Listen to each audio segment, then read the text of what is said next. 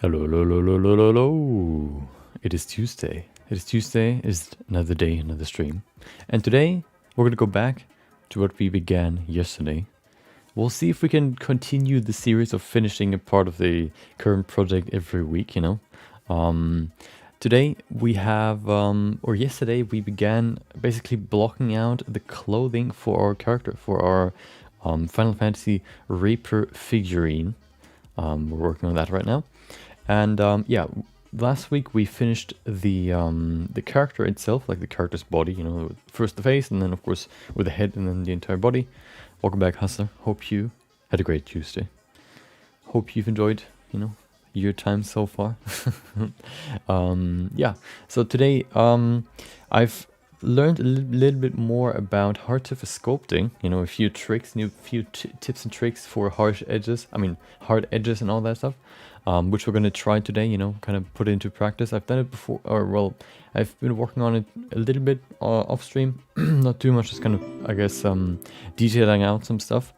And yeah, today we will basically give the chest piece that we worked on like yesterday some detail. And I think it's not going to take over the entire stream, so we'll probably go to the next piece, which will probably be the pants. I think the pants would be the next big thing that we can sculpt, which shouldn't take that long, to be honest. Hold on. Oh, oh my god. No, that's not even what I wanted. There it is. Okay.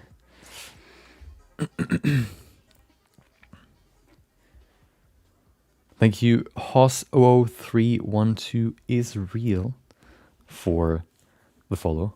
Welcome. Hope you enjoyed your Tuesday, and if you're here, hope you enjoyed the stream.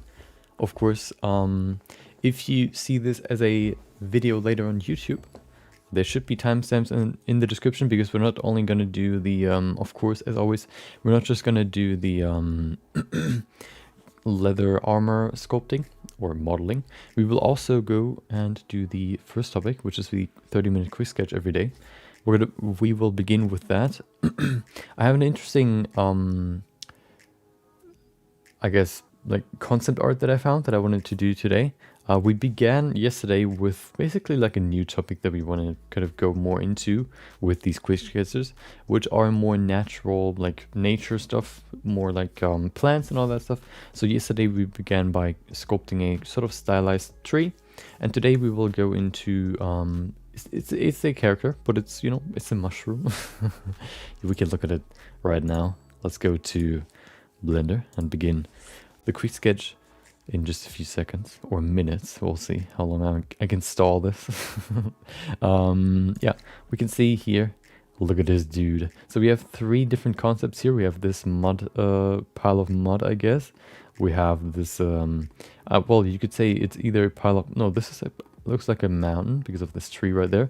This looks like a pile of mud. There's really anything big here. The mushrooms are quite small, you know. And then we have this big red mushroom, and we're gonna go sculpt this one today. We're not gonna do the other ones. We will only do one, of course, because we only have 30 minutes. So we're gonna sculpt this one today. You know, doing something different than the last few weeks, for example, or the last few months, I think even. So yeah, this will be the subject for today, and then afterwards we're gonna, of course, go back into the sculpting. Yeah, we'll see how long the clothing will take. I think part of the stuff which is very ornamental, we have to kind of sculpt, because otherwise modeling it in could be kind of hard. You could maybe try doing it that way as well, just kind of explore some different, I guess, like possibilities. But I think for like very ornamental stuff, very detailed stuff, I think sculpting is still the easiest way to do it. I might be wrong, so we'll try. But yeah, we have 30 minutes to sculpt this, and then we can go over to the armor. 30 minutes ready to go. I would say we can begin in 3, 2, 1, go. There you go. Okay, so let's begin. So of course, as always, we begin with the good old sphere, and first we create the basic look. or the basic, I guess, layout. Meaning, of course, for this mushroom, we have this very, very basic stump or tree trunk. It's not really a tree trunk because it's like a mushroom, of course, but like this sort of shape down here. And then we have the face probably over here somewhere. And then we also have the big hat, you could say. We're going to put that in first. Okay, dynamic topology is on. Perfect. Yeah, we're going to put that in first. I learned that, what is it? Like, I don't even know what it's called. The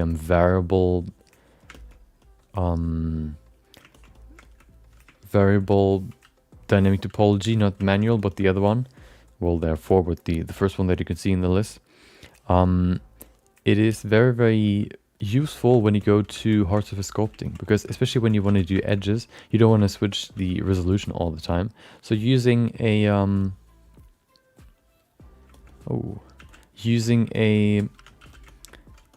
variable resolution can really help make this process, or the part of the process, faster, which yeah, worked quite well in my testings. Oh, thank you for the follow. Hos033, hell yeah. Hos0031 hate rate, nice. I've heard those exist on Twitch. Not really something you necessarily need in your life, but you know, it can happen. Yeah, and so today we're gonna go more into the ornamental part of the armor. At least for the first part, where we, you know, detail out the, I guess you could say, yeah, the ornaments or the decorations from the chest piece. The chest piece is quite simple in its shapes and, you know, in its look itself, just like kind of like a chest plate piece. But there are like small pieces that we can add to it. We might even create our own custom brush or custom stamp, you could say. Let's say brush. So yeah, we might go into that as well. Basically creating pre-sculpting a sort of structure, and then we can use that structure and convert it into a brush, so that we can then basically copy that structure onto the surface of any other object, which can look pretty cool.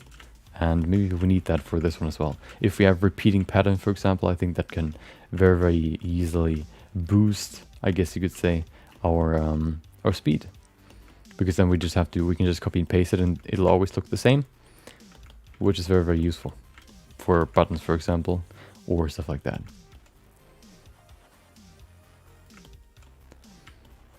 There you go. Smooth it. Perfect.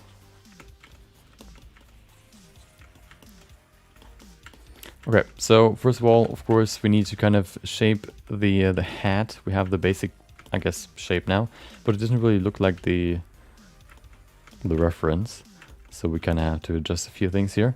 First of all, at the top, it's kind of going upwards, and then in the back, it's kind of, you know, lower. So we have kind of like a hat that is tilted forwards or like downwards in the back. There you go. And then it's also a little bit wider on the side. So we pull it wider. It might be a little bit too much, but we can now pull it up a little bit to kind of follow the reference a little bit more. I think it's still too high. Pull it outwards. There you go.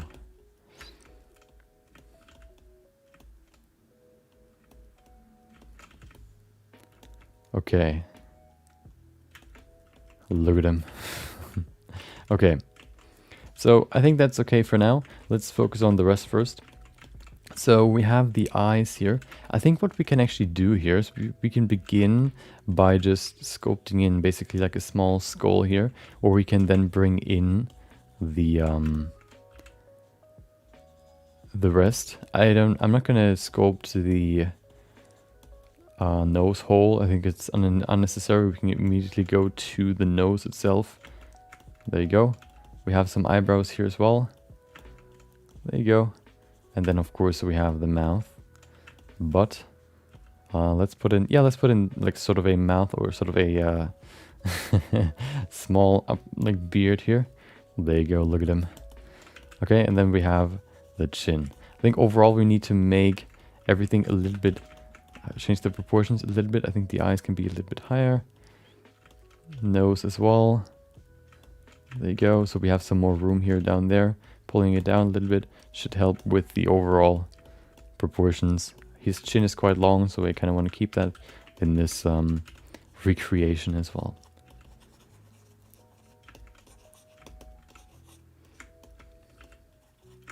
There you go. We also have the sort of side of the head that you can see in the reference as well, that I kind of want to keep. There you go. Kind of give in this human-like structure, facial structure. There you go. And then we can go over to the rest of the face, which is mostly stuff like yeah, roots basically. I don't know if plants, I mean mushrooms don't really have roots necessarily, but you know, kind of looks like that. I guess it could also be just, you know, part of the ground that just kind of grows over to the mushroom, so it's not really necessarily part of the mushroom, but it's still still there. There you go. Kind of make some room here, some more plants around them.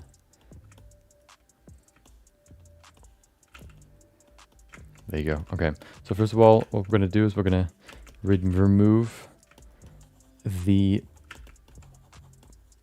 part here from the bottom. It's quite thick, so we need to definitely remove some volume here.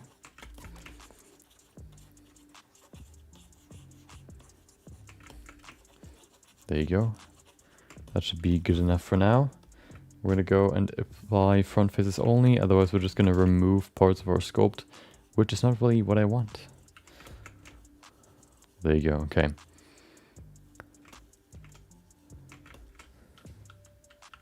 Probably needs a little bit more here in the front as well, so we can just do this. Well, maybe not. We should probably use the either this brush or we pull out some more geometry.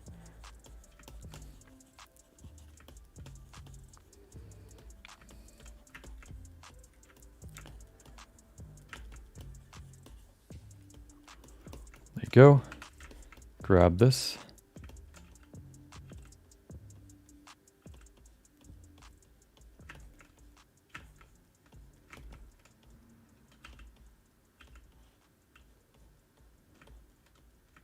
Kind of give some variation here with these different edges here.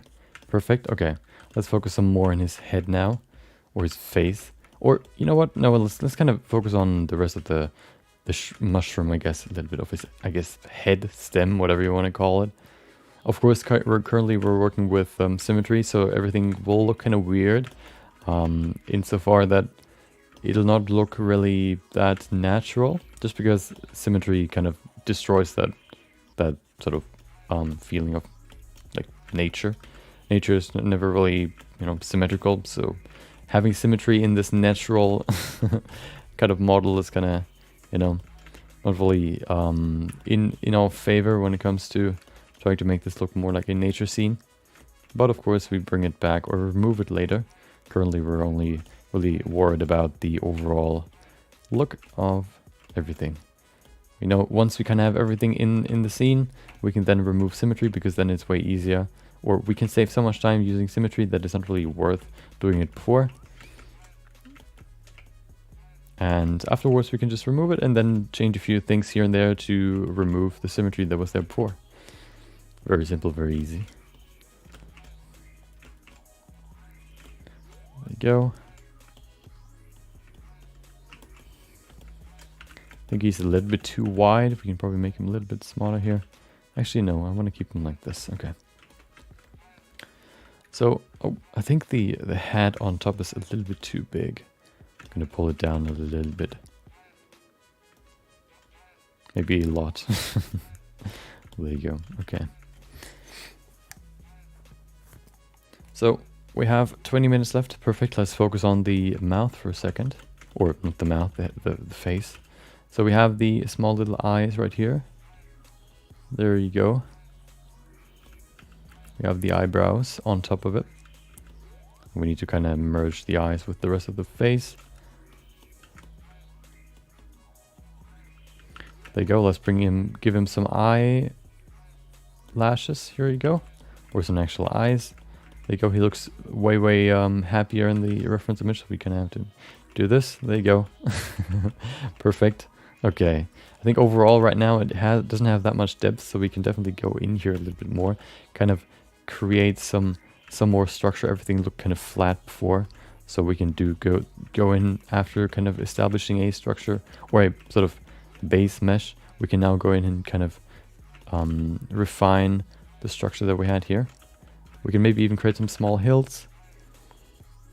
Maybe we even create some small mushrooms. We'll see. There you go. Maybe even attaching it to him, her, whatever you want to say. I mean, it has a beard, so probably a him, but who knows? There you go. Maybe a little small rock right here,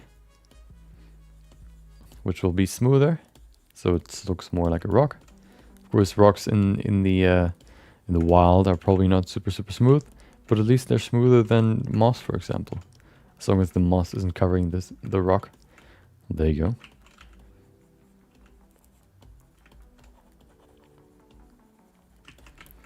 Okay, let's go to him and give him some more structure. So I think what I wanted to consider is when I do these scopes, not only for these quick sketches, but also for other scopes, basically, I think I want to go into the next level a little bit earlier, at least when it's not a likeness scope.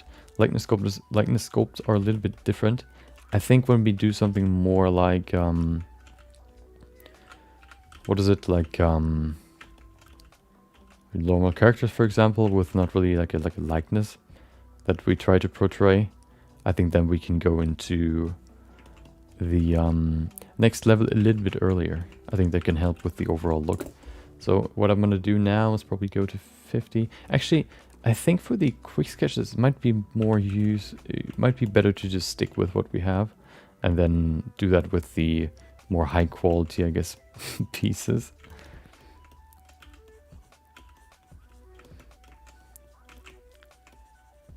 Kind of create some vines here, or some roots maybe. There you go. We can still, you know, even though we don't have that much structure or that much you know what, I think I'm going to do that afterwards, once we've removed symmetry. I want to focus on the symmetrical parts first before we go into stuff like small roots or mushrooms. These things will all be asymmetrical, so it doesn't really make sense to focus on those first. I'm just going to keep it like this for now. Okay.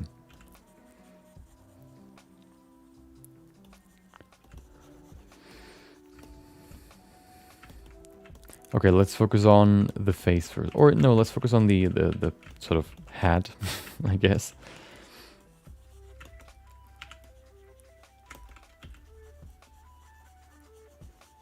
Give him more of a stylized style than what we had before. Smooth it. There you go.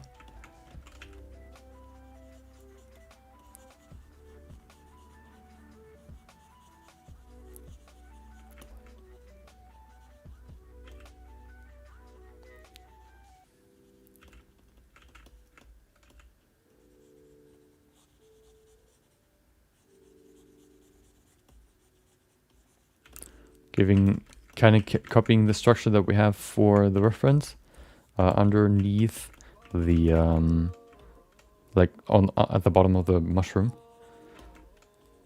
Kind of copying that right now. I think it's actually easier to just kind of sculpt everything in, and then we can use the crease brush to create the structure underneath. So we're going to smooth everything, and then we use the crease brush. There you go. And then the crease brush for some more details.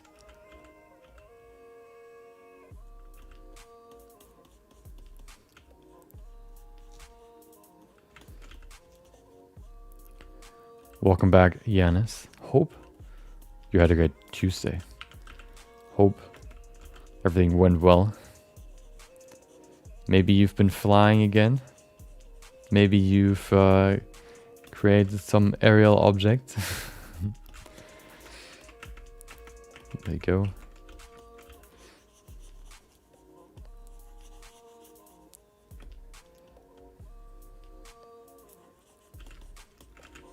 We've been working on a figurine. I learned today that if you create like a you can also call it basically a diorama, where you have like a small scene captured in a small spherical, I guess, like yeah, scene, I guess, statue, whatever. That you can also call that diorama. Never heard. I heard the name before, but I never really called or never really read the name for like statues, for example. No flying. Oh, nice. You got your theoretical part, so the boring part. Nice, that's nice. So all you need to do now is pass the practical test. Someone took the ride on the magic carpet. Why? Because of the subject, or what do you mean? Trying to say I'm taking drugs, or do I interpret that wrong? There you go. Okay, make these more like cushions, because cushions kind of are quite thin at the border and then thicker in the middle. So by bringing in some more volume here, we can bring that in. We probably will not see the back, so we don't really need to care about that much, but at least we can do it a little bit. 50 kilometers. Oh, okay. That's sounds pretty, like, quite a lot. How fast can you fly with these aircrafts? Is it quite fast, or is it, or do you have, I guess you have to do multiple flights, or can you kind of utilize the winds in wherever you fly to maybe even do it in one trip?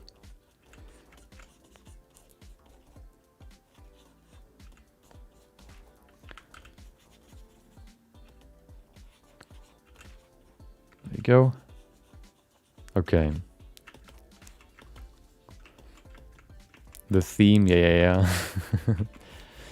Oh yeah. Hope you welcome, James. Hope you had a great day, or hope your day will be great. Your day has just started. Yeah. Mine was pretty chill. I think so. I have a sort of plan for probably the future. Or it's not really a huge change in terms of the stream, but I think I want to do some work off stream as well when it comes to stuff that we do, like artwork that we do on stream. I think I want to kind of offshore that a little bit to off stream as well, just because I think we usually only have like 2 or 3 hours per stream to work on something, and some projects, like for example this, what we do right now with the figurine, can take a while. So I think what I want to do in the future is do some of that work off stream, maybe record it so I can put it at least in a video, but just to kind of get through topics a little bit easier, so that we don't cover like the same topic for multiple months on stream, for example. I think that's something I want to do, because sometimes I kind of want to work on something, but then I say, well, oh no, we worked on this on stream, so I kind of want to do it on stream. But I think it's overall better if I do some of it off stream as well, because some topics might not be that interesting overall, or well, not really that, but some things just take a while, and I think only having like maximum of 3 hours per day, 5 days a week to work on something can kind of limit what we can do. Okay, we have 10 minutes left. Perfect. 70 to 280 kilometers per hour. Oh no, that's pretty crazy. 50 consecutive kilometers. So I guess roughly 45 minutes would be something like that. I guess like an hour if you if you chill. So an hour to 45 minutes to an hour. Sounds pretty good. I guess most, planes are quite fast if you think about it. You just don't see it because they're so high in the air that you don't really have a reference point to see how fast you are. Except for maybe when you see your shadow. When do you really see your shadow,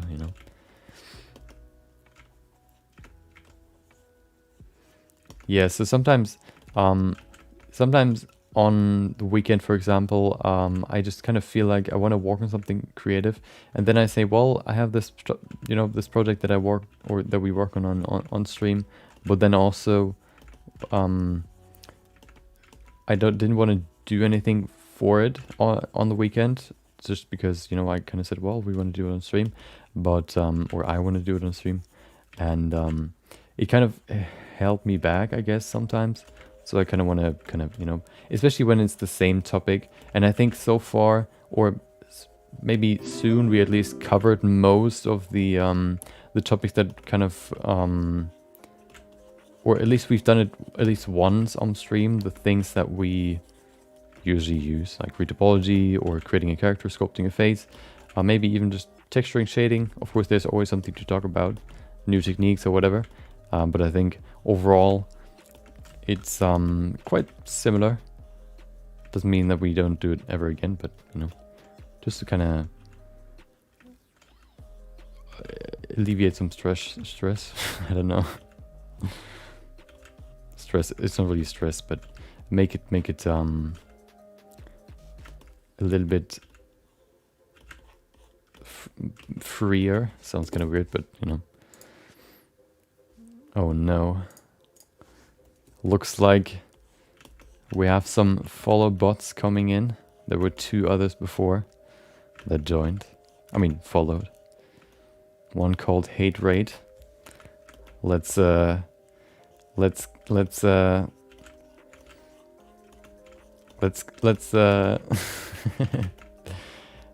we don't need to deal with that. If that happens, don't really bother me that much. Some people kind of complained, oh no, hate rate so hard, or so crazy, or so I don't even know, like, it just doesn't really bother me that much. It's just like an inconvenience for like a few minutes and then it's over. Not really on their end, or that they're not coming in, but you can just, I guess, restart the stream and then I guess it'll stop. Or you just, I don't even know. I can just, well, who cares? Let's think about that while we do this quick sketch. We have 7 minutes left, so let's focus on this real quick. So, okay, I think we basically have everything that we need for the overall look. So we can probably now go into more resolution. I want to go into more resolution. No, it's asymmetry. That's what I wanted. There you go. I wanted to go into asymmetry just because we can now work on the overall. Oh, before we do that though, I want to finish the eyebrows. There you go. Small little eyebrows here.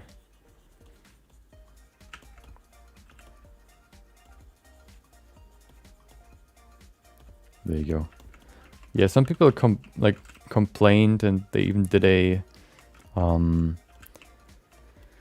like a day of Twitch hashtag on Twitter, and some people participated in like, oh well, we want to not stream for a day to signal or to show Twitch that we don't like how they run things or whatever. And just to kind of demonstrate, I guess, on little online demonstrations. Yeah, it's just, they did it because of like hate raids where people, or I guess one person, raid people, and then the bots that join the stream spam something like hateful, usually to people like minority people, like people from minorities. Is it like how you say it? So they spam something related to whatever they are, what kind of minority they're part of. So people said like, well, Twitch do better. But what can you really do about bots? You can't really create a bot against bots. There are bots that the bots get better and better and better. So it's more like an arms race, or you just I guess ignore it. You don't really need to ignore it, but you can it's not really something you can really do against them. So I don't know if that was a good topic, I guess.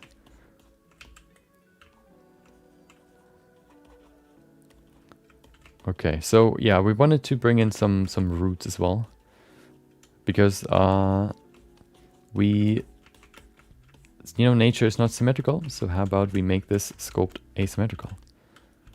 Wait, oh, maybe I should deactivate symmetry then. There you go. Okay, so yeah, I'm actually excited for the next, like sculpting the chest piece today, finishing it and then going to the next piece, just because we I learned a few more hard surface sculpting techniques which actually make it quite simple to sculpt hard surface pieces. Of course, there's still some sort of min-maxing and trying to, I guess, trying to, what do you call it, like sort of make harsh edges. There are some tools that are quite useful for that, but it still comes down to you just repetition and doing. It takes a while to do it.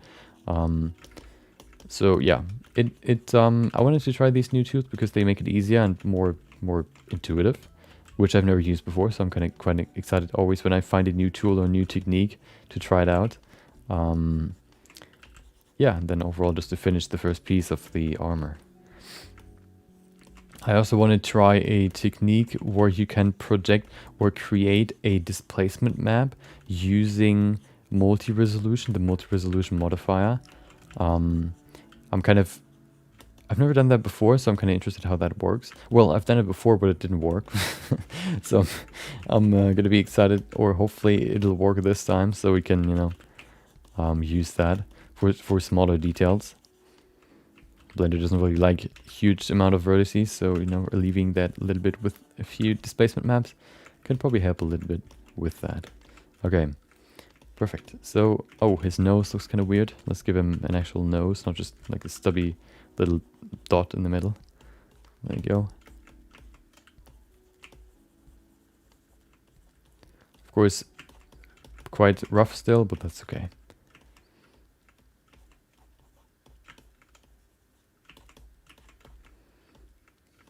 Oh, we have the small dots at the top as well as the moss. What we can do here is actually, we can use the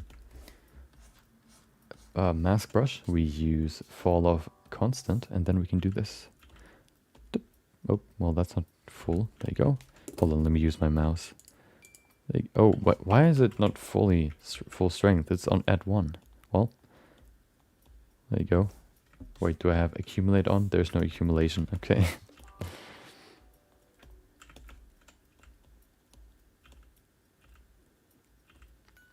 Just to bring in some dots here.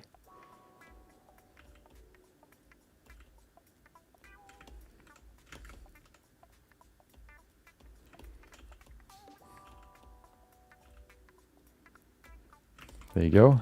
We need a few more in the back. We also need the moss that is on top of it, but we can do that later. Once we've done these dots. Oh, we have 1 minute left. Well, maybe not. Let me just put a few more in here, just to fill this up a little bit more. No time for beauty, only time for speed.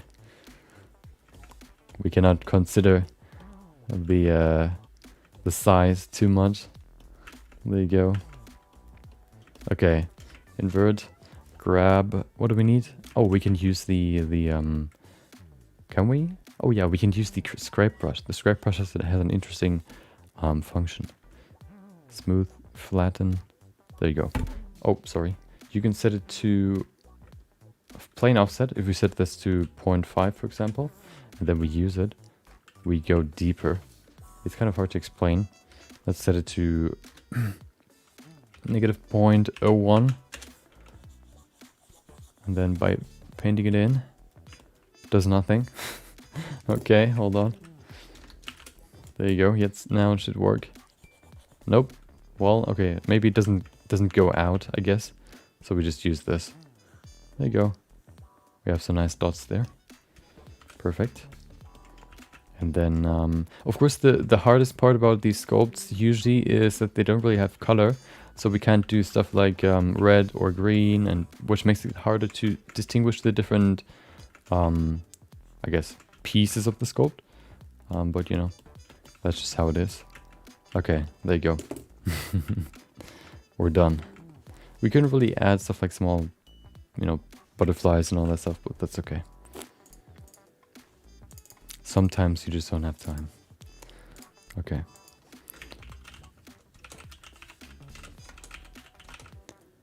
Two, 1, 2. Perfect. Okay. Look at him. He's so happy. Okay. So, time for the usual render. Let's put him to the side. Do we need to make it wider? Probably a little bit.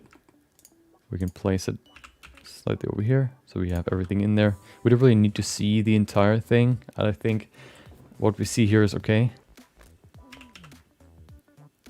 There you go. Okay. First of all, we need the lighting scene. Why do I look so green? Hold on. Nope. I like this one, but this... I think at some point it gets too orange. Maybe we can use a color filter.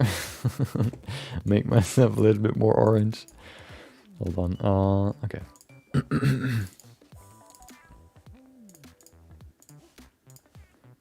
There it is. Okay. So we don't need this. We need this one. Oh. That's pretty cool, I think. Kind of showing his eyes underneath the hat. Not too much, just a little bit. There you go. Okay, we have the back lighting. I think we only need it on one side. Although, it looks pretty cool if you have it on both sides. I think I want to have it on both sides. Yeah, that's pretty cool. Okay. Then there's one more thing that we need, which is, of course, the material. There it is. Nope, that's the wrong one.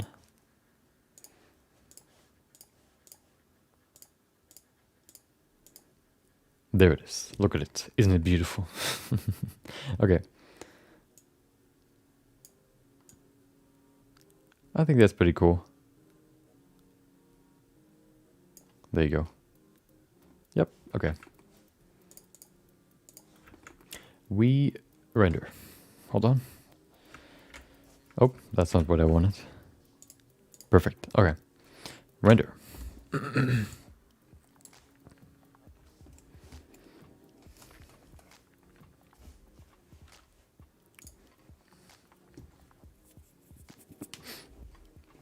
Yeah, I think at the end, we will sculpt some of the pieces of the outfit, and then some of them we will model with just poly modeling. I think that'll be, you know, easier in some areas.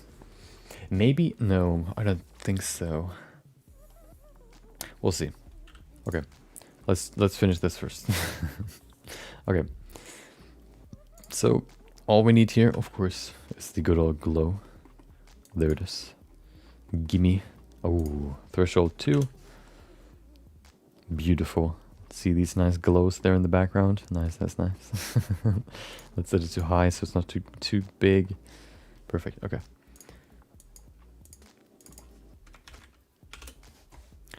Okay, it is time to render and do the post-production. While this is rendering, make sure to drink. Don't dehydrate yourself, as I always do because I forget to drink.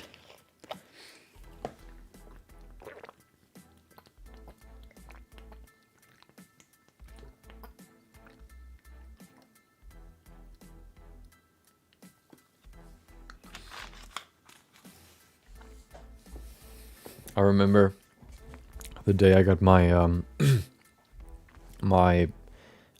don't even know, my second vaccine shot. I drank probably 4.5 liters of water. No, 4, I think. 4 liters of water. No, 4.5. Which was probably the most that I've ever drank in one day. I think the recommended amount is like 4. Hold on, let me see. What it's called? Hold on.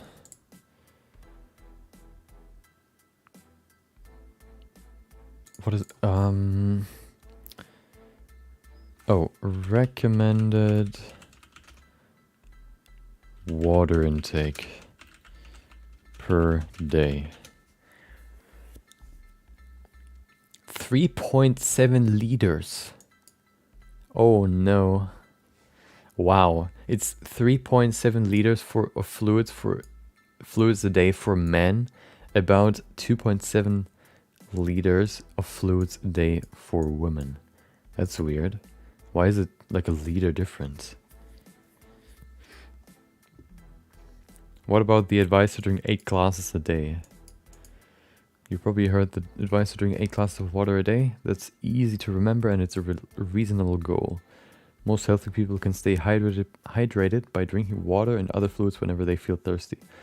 For some people, fewer than 8 glasses a day might be enough. Wait, 8? Hold on, what if we... So if we divide 4 divided by 8, that would be like 0.25? No, 0.5. Oh, so okay. In 8 hours you can drink half a liter. Every half an hour you drink half a liter. And then in 8 hours you're done. Wait, no, every hour. Yeah. Sounds pretty simple. You might need to modify your total fluid intake based on several factors. Exercise, environment, hot or humid, overall health. Your body loses fluid whenever you have a fever, yada yada yada. Pregnancy and breastfeeding. Is water the only option for staying hydrated? Nope. You don't need to rely on only water to meet your fluid needs. What you eat also provides a significant portion. For example, many fruits and vegetables, such as a watermelon and spinach, are almost 100% water by weight. Okay. In addition, beverages such as milk, juice, and herbal teas are composed mostly of water. Even caffeinated drinks, such as coffee and soda, can contribute to your daily water intake. But go easy on sugar-sweetened drinks. Regular soda, energy, or sports drinks and other sweet drinks usually contain a lot of added sugar, which may provide more calories than needed. How do I know if I'm drinking enough? Your fluid intake is probably adequate if you rarely feel thirsty, your urine is colorless or light yellow. Your doctor or dietitian can help you determine the amount of water that's right for you every day. To prevent dehydration and make sure your body has the fluids it needs, make sure to make water your beverage of choice. It's a good idea to drink a glass of water with each meal, before, during, and after exercise if you feel thirsty. Hold on, let me quickly check something. So, what are the effects of drinking 4 liters of water a day? The symptoms of water intoxication. Wait, what? No, I don't want to drink too much. I want to see benefits and downsides. There you go. Okay.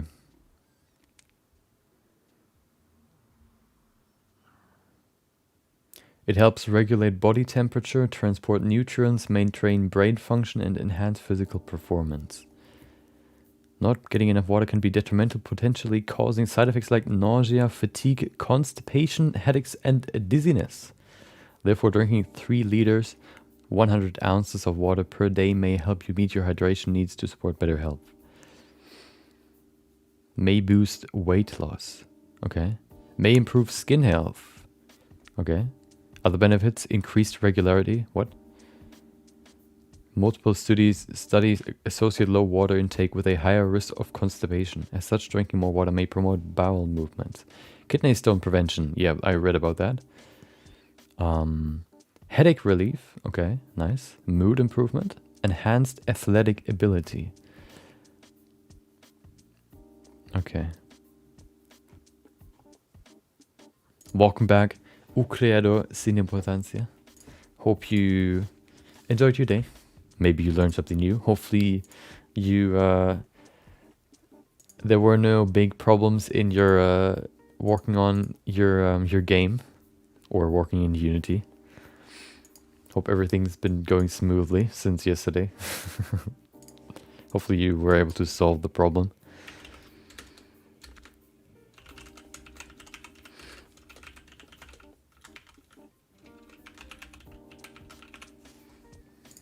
Okay, perfect.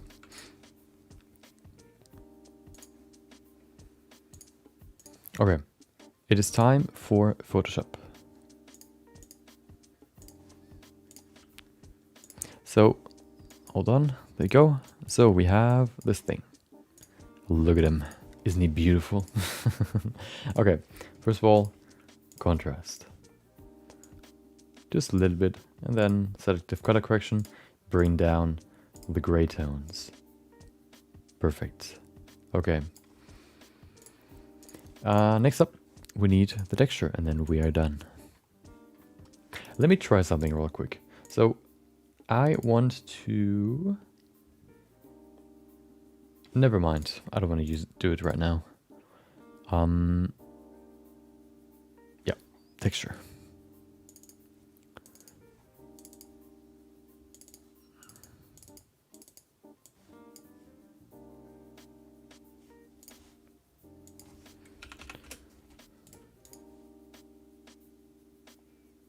There you go. Perfect. Okay, we are done. Let's export it so we can upload it. Then we can go back to the armor. Actually, I want to try something. I think the first thing we'll do is we will create our own brush that we can use in different various ways. Yeah. So, hold on. We're in the wrong folder. What are you doing? Nope. There you go. And there you go. Perfect. Back to Blender. Let me show you what the current status is for the armor. There you go. So yesterday we basically ended with this. What I've done now off stream is basically just I reinforced the structure. As you can see now, we can see these quite hard edges. You can still see some wobbliness. That just comes from sculpting in general, you know, you can't really make it perfectly smooth. You could work on this more, but I think retopology is the real way to get this to be smooth. So we will probably retopologize this manually, or I will do it. Probably not on stream, because, you know, why would I? So, yeah. Welcome back, Clutch. Welcome. Hope you enjoyed your Tuesday. Maybe you've been working on some creative projects. Maybe you learned something new. Either way, hope it has been good. And then of course you can see also here the these edges are very sharp. Yeah, I overall basically just, you know, I refined the edges basically. It was quite rough, low resolution, then I added some stuff. Okay. First, retopology, nice. Retopology can be quite weird in the beginning, but I think once you kind of understand the basics and the most important techniques, it gets easier. Oh, there you go. Yeah, we retopologized the body of him. Hold on.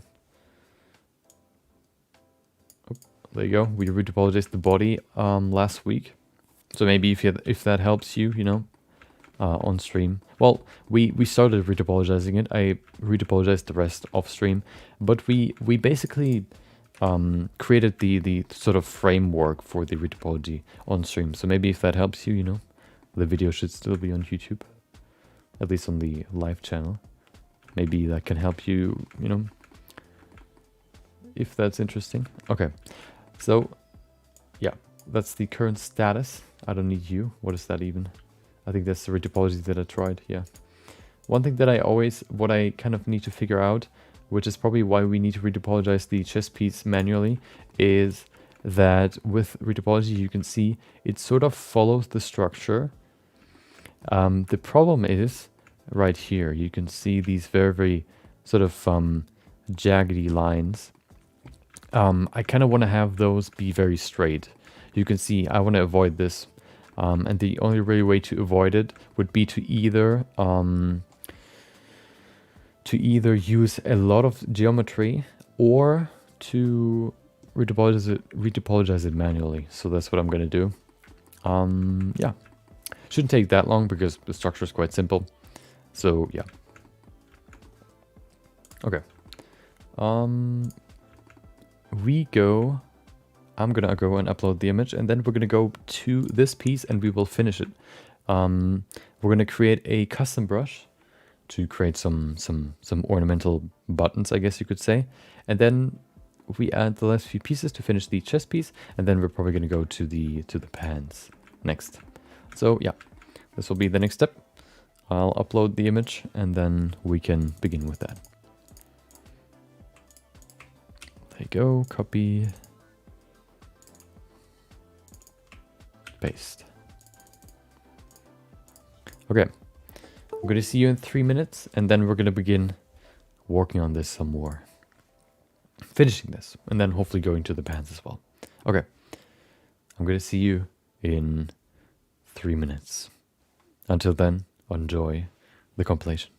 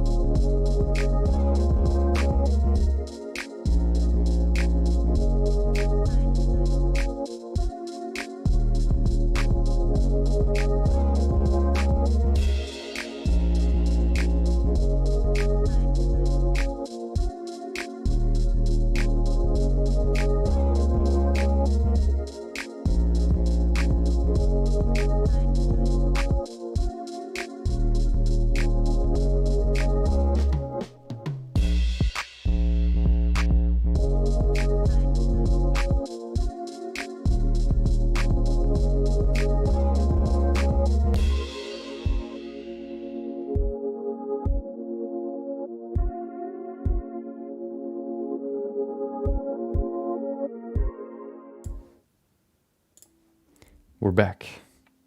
We're back and we're ready to go and finish this piece. So, yeah. So oh, hold on. Okay. Let's look at some reference image so we can so I can show you what we want to do first.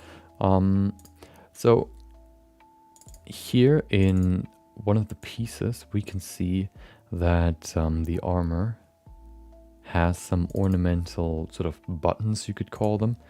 Let's use this image. Let's use 2. Nope, this one's pretty good. There you go. So if you look at this, you can see this is of course just a cosplay, but it still kind of, you know, shows you in detail what it's supposed to look like. You can see here, you can see these star-like buttons that are right on seams of the chest piece, basically. And the idea is that we will create a brush that can basically place those on the surface by itself without having to sculpt every single one of them. How we do that is basically we sculpt it first on a plane, we turn that plane, we render that plane as a bump map, and then we can apply that bump map to the brush so that the brush basically displaces the surface as if it would use the bump map as the displacement map. So we're not going to work on this immediately.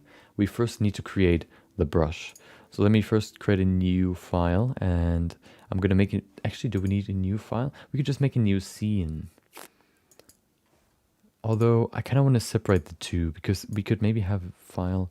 Although, is that important? I don't know. I don't think so. Let's create a new file. So we have the scenes right here. Let's call that figure. There you go. We have another one. Let's call that copy settings. I usually do copy settings as far as I know. Let's call it custom brushes. There you go. Perfect. Okay. So what we need here is a plane. Okay, perfect. So for this plane, we have a few things that we need to do. First things first, we need a shader to create a gradient from top to bottom. The lowest part of to create a bump map, of course, the lowest part of the surface, or the biggest inwards deformation needs to be black. The biggest outwards deformation needs to be white. So we need to create a gradient around or for this plane so we can create a gradient as in gray. Okay, so first of all, I think before we do that though, we will create this piece and then we can go into how we can create the gradient. I think we should create the object first. Okay, so all we need really is, first of all, I guess some subdivisions. Let's do that first. Yeah. There you go. How many do we have here? Probably not enough. Nope. There you go. That should be enough. Oh. Welcome back, Yashin. I get motivated to work and you are telling a lot of good things. Nice, nice, nice. Work on your 3D projects or work in general. Either way, I'm happy to hear that. Hold on, where's my plane? Oh, there it is. Okay. So we will create the what is it called? The star first. Let's look at the star. There it is. So the star is symmetrical, which is good because then we can use the symmetry function in here. What we can do is we can go into the first of all, we need dynamic topology. Also, what we need is constant detail. Do we need constant detail? Let's set it to constant detail. We'll set it to 50 first, and then we need symmetry X and Y. What that means is now, if we go in here, you can see these dots. What we do now is if we sculpt in like this, you can see what happens. We can create these nice symmetric shapes. What I want to do first is probably I want to create a mask. Oh, hold on. Let me first create some some more structure in the middle.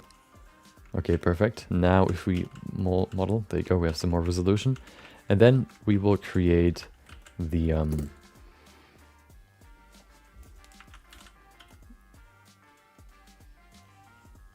there you go. Wireframe. Okay, everything has more resolution now. Perfect. We will create sort of a mask first for the shape so we don't kind of mess up the shape. We're going to grab the good old mask brush and we're going to draw it first. So looking at this, it kind of looks like a star. I think, let me just grab a more high resolution image to see the buttons a little bit better. Let me see if we have one.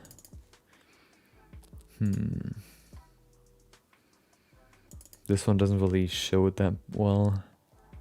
It's basically just a star, to be honest. Yeah, not really that special. Oh, this one's perfect. Look at this one. So you can see here, it's basically just like a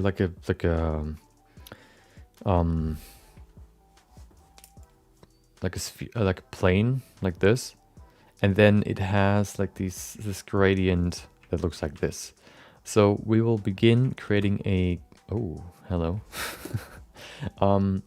creating a gradient first, and then we will go to the rest. So let's begin with the cube shape.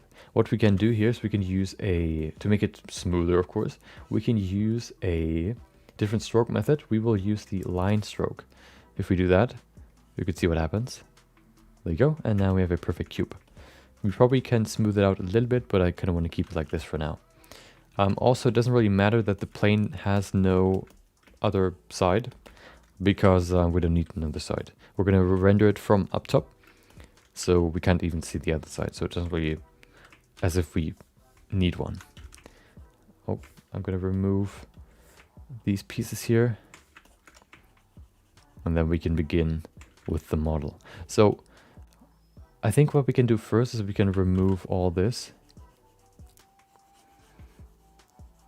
There you go. Perfect. And then we can begin with the middle piece. So I think what we can do actually is we can start by... hold on, how can we do this the most effective way? What if we, what if we go to here, we use, not sharp, we use sphere. I want to see what that looks like. And we kind of make it as big as this piece is, maybe a little bit smaller. We do this. Oh, that's too much. We can actually not use this. We need a triangle shape. Well, we don't have a triangle shape. Okay. I guess the best way to do it would be to draw one. Can we use face sets? I don't think we can. I don't think we can use face sets. Face sets could be very useful in creating these, the transition upwards. Let's see. Oh. Well, we can also just kind of,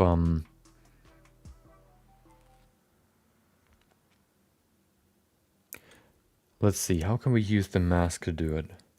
So I think what we can do is we can now go in here, make a... Oh, wait. I need this. There you go. Create a sort of curve like this. To make it easier, we can use the curve setting. We create a new curve. Control left click to create the curve. Or maybe not. Hold on. Why aren't you working? Sometimes it works, sometimes it doesn't. Why not? Why? Oh, I know why. There you go. We need to do control right click. Now we can create a nice curve right here. Oh, that's wrong. Oh, I know why. Because it's related to the viewport image, or to the viewport. So if you just zoom out some more, we have some more room here. So we're going to begin right there. We're going to create a nice curve. There you go. Not too big. I think that's pretty good. There you go. We then use the... There you go. We use the curve. How does it work? Oh, there it is. Control left click to create, to apply the curve. We can see it's too big, so we need to make the brush a little bit smaller. There you go. Hopefully that's, yeah, that's good. Perfect. We're going to do that, and then we will remove the curve. Space. There you go. And we will use this and smooth it out. Like this. Actually, only in the middle.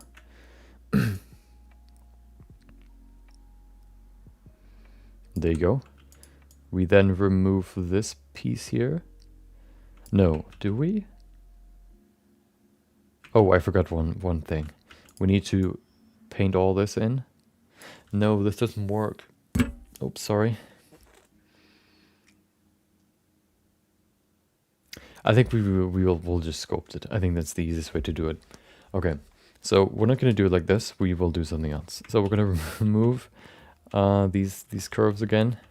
Please let me remove them. There you go.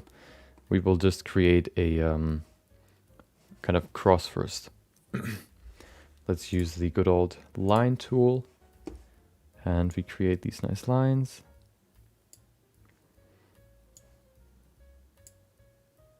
That's kind of want to make them as similar as possible. Do it again. That's too big.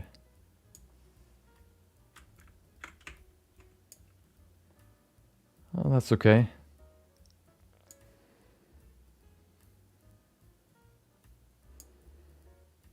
That's okay. Okay.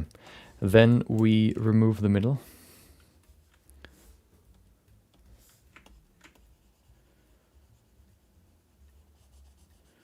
There you go. And then we use the good old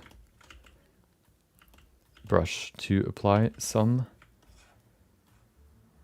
to add some structure. Wait. No. No. Okay. So one thing that I want to do is I want to probably it's not that easy to create the structure, but I think, yeah, let's just do it that way. Okay, so we're gonna create the base layer first. Oh, did I enable dynamic topology? Do I need it? I don't think so. Hold on. I think we need to have a second layer as far as I know. Or do we? Because it doesn't really add more to the object. Usually, you know, it should add more. Wait, oh no, I know why. Okay, because the strength was just not on. Okay, there you go. So now we do it. There you go, we can create some more depth. Okay, we do it again. Maybe up to there. Kind of want to see how high it goes. Well, that's not really that much, but that's okay. What we can use... No, we can. Let's just add more.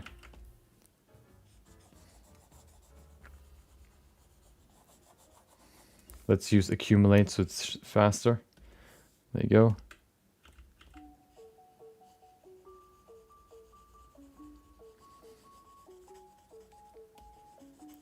It's kind of hard to see how far we are or how you know, how high we are. That's okay. I kind of want to reach a certain point where I can just pull it out with the snake hook brush. Why is it merging into the middle? I didn't sign up for this. Okay.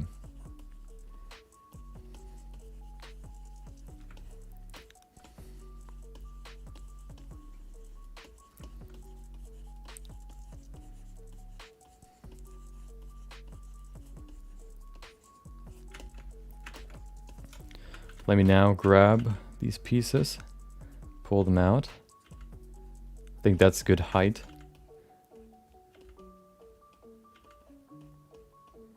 Actually, no, we're gonna make it higher, like this, probably. Yeah. Roughly as high as it is wide.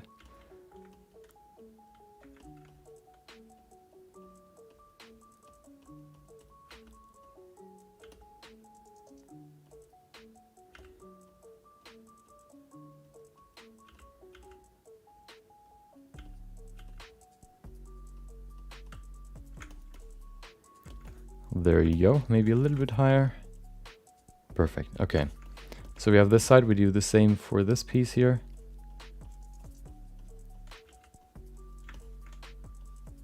Oh.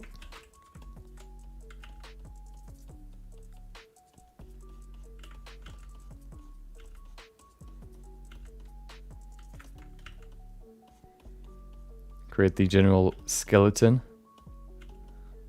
roughly getting it in the same shape that the other one is.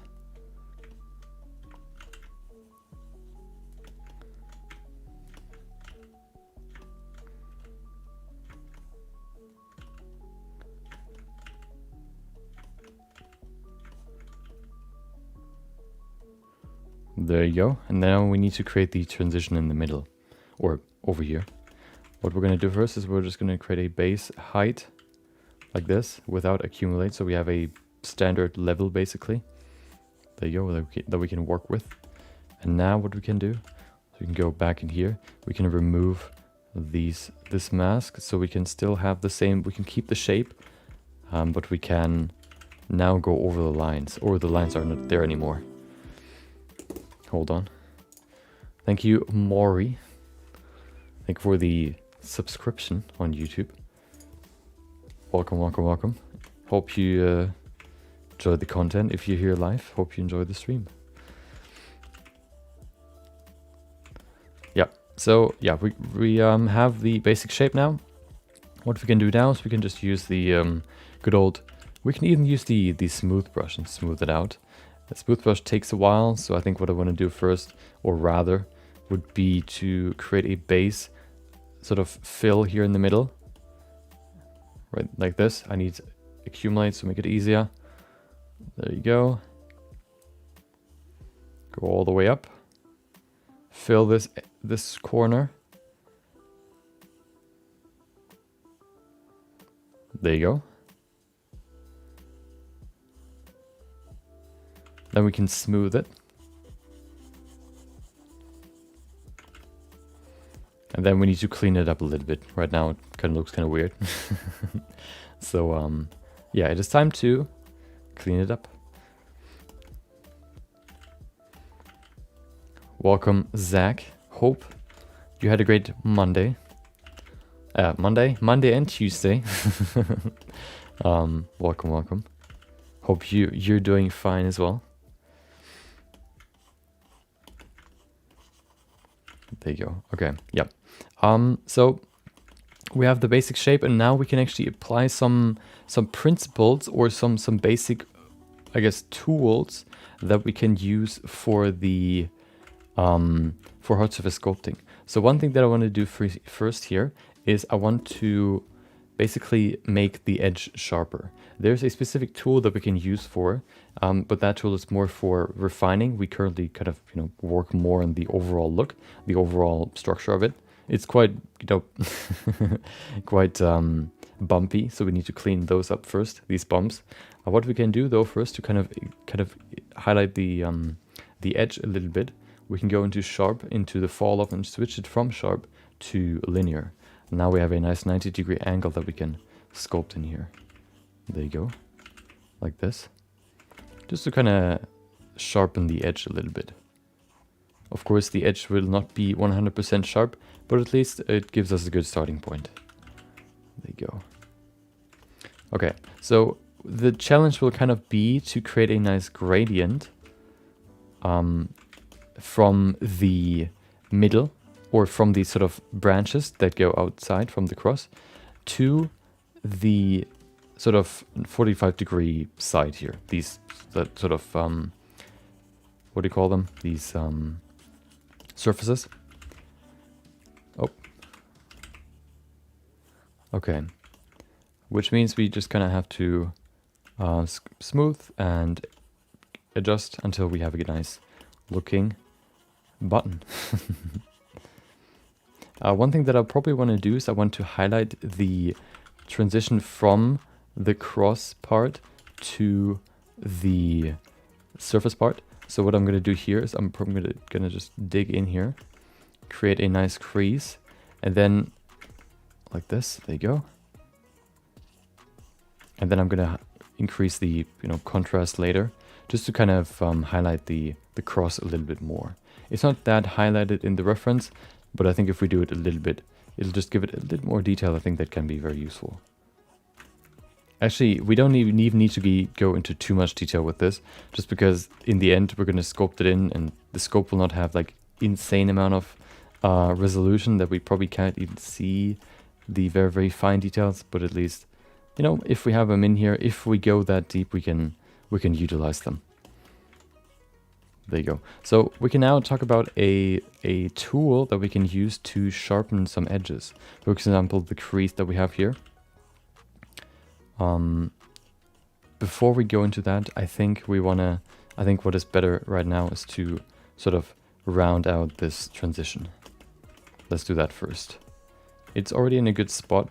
One thing that I want to do though, I think, is I want to broaden the foot of these cross pieces. I'm just going to pull them out a little bit to the side to make them a little bit wider. Maybe even smooth out the edge. There you go.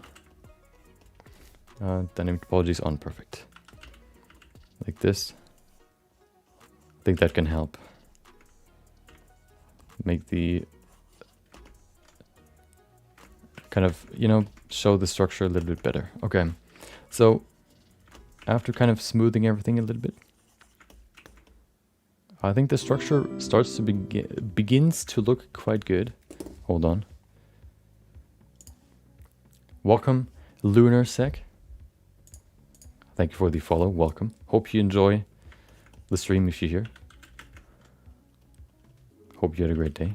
Okay, so yeah, I'm just kind of trying to sculpt or kind of you know, kind of detail the structure a little bit more, giving it some more structure. I mean, giving it some more, I guess, hard surface properties, being very, I guess, very smooth, very straight. When you can see, we don't really have these bumps necessarily in these buttons. Of course, you can kind of argue that if you have old buttons, they always have these sort of scratch marks, for example, that sort of, you know, kind of make everything like, what is it called?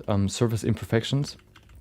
But I don't think we really need those in the brush itself. We can add those later once we add them to the object itself. I can see an offset right here. Hold on, let me fix that. I can probably just pull it over here to bring it into the middle again. There you go, perfect. Smooth it. Perfect. So the one technique you can use to make edges pretty sharp is you can basically, you know, create an edge and then you can smooth around it to make the edge a little bit sharper, highlight the edge a little bit more. What is better though is a different tool. I think we are in that stage now that we can go into that. One thing that I want to change real quick is probably this sort of belly part here. Make it a little bit less steep. Hold on. There you go. Perfect. Okay. So now that we have that, we still have some rough spots, some things we can smooth out, but that's okay. This will be a very, very small button in the overall scope, so we don't need to think about it too much. One thing that I forgot is this other side, which is still quite small, or I mean quite thin, so we need to increase the foot size, let's call it. Here as well. There you go. Retopologize that, or use the name topology to bring back some geometry here, because we pulled it outwards. There you go. This is wider, maybe a little bit more. And then we can go to the hidden tool. Okay. Perfect. Okay. So if we go to here, we have two tools which are basically yin and yang, which are, what are they called? Scrape and fill. They both do something similar. Scrape, if you have a bump that looks like this, or if you have a bump right here and that's the general surface, what scrape does is uses this height from the surface and basically removes everything that is higher than this surface. If you have fill, you do the same, but you do it with bumps or with like holes, which means if you take this surface as the base layer, and then you basically, with your brush, go over a hole, the hole will get filled all the way up to this layer. That is not only the only function where we can use it for. First things first that we need to do, oh, we can see some asymmetry here again. Fix that real quick. So first thing we need to do is we need to go in here and we need to switch from dynamic topology to from constant detail to relative detail. This way we can basically go closer to add more detail. Usually I don't really like using relative detail just because, especially when I create characters, I like to stay in a certain level of detail to make sure that I can focus on only that amount of detail. I'm not getting lost in any like smaller stuff. So for example, if you're working on the face, on the general face proportions, you're not really trying to get lost in the nose, I don't know, nostril shape. It's harder to get lost in that if you don't have that much detail to work with. That's why I try to prefer to stick with the constant detail, so that I can basically transition to the next level once I think the sculpt is in the right spot for it. Okay, so we need fill and we need scrape. I'm going to use fill for the basic, as the tool. One setting that is right here is invert to scrape. What that basically does is it switches to the scrape tool if you have bumps that kind of need to be like removed, I guess. And then you have a few things that you can set in here. Plane offset basically tells you where the brush is supposed to take the surface level from. So the brush basically, if you apply it, takes the current surface as the base level. And then if you continue brushing in a different direction, it sees all the bumps or level changes and it tries to correct them. And it does that by either filling it, by bringing it up or bringing it down. Plane offset basically changes it can give the surface perception for the brush an offset. What I mean by that is, if we set this, or if this is at 0, this will look like this. It just tries to smooth everything out. But if we set it to let's set it to 0.1, what'll happen is it'll go down. No, it'll go up for fill, it'll go down for subtract. I mean for, what is it called again? Scrape. You can see this one goes down. For fill, it'll go up, because you have set an offset of 0.1 for fill, either upwards or for scrape downwards. So what you can use this for is we're going to leave that at 0, so it'll only take the current level that we have here. And then what we can do is we can go to the edge right here, and we can use this sort of side of the edge right here. We can see it is sort of like this round edge. To increase the sharpness of this edge, we take the side of the edge and brush over to the end. And there you go, we've made the edge a little bit sharper. We can do that throughout the entire edge, and we can make the edge way, way sharper than what it was before. If you think, well, this is still not sharp enough, why don't we go closer and do it again? And of course, using, what is it called again?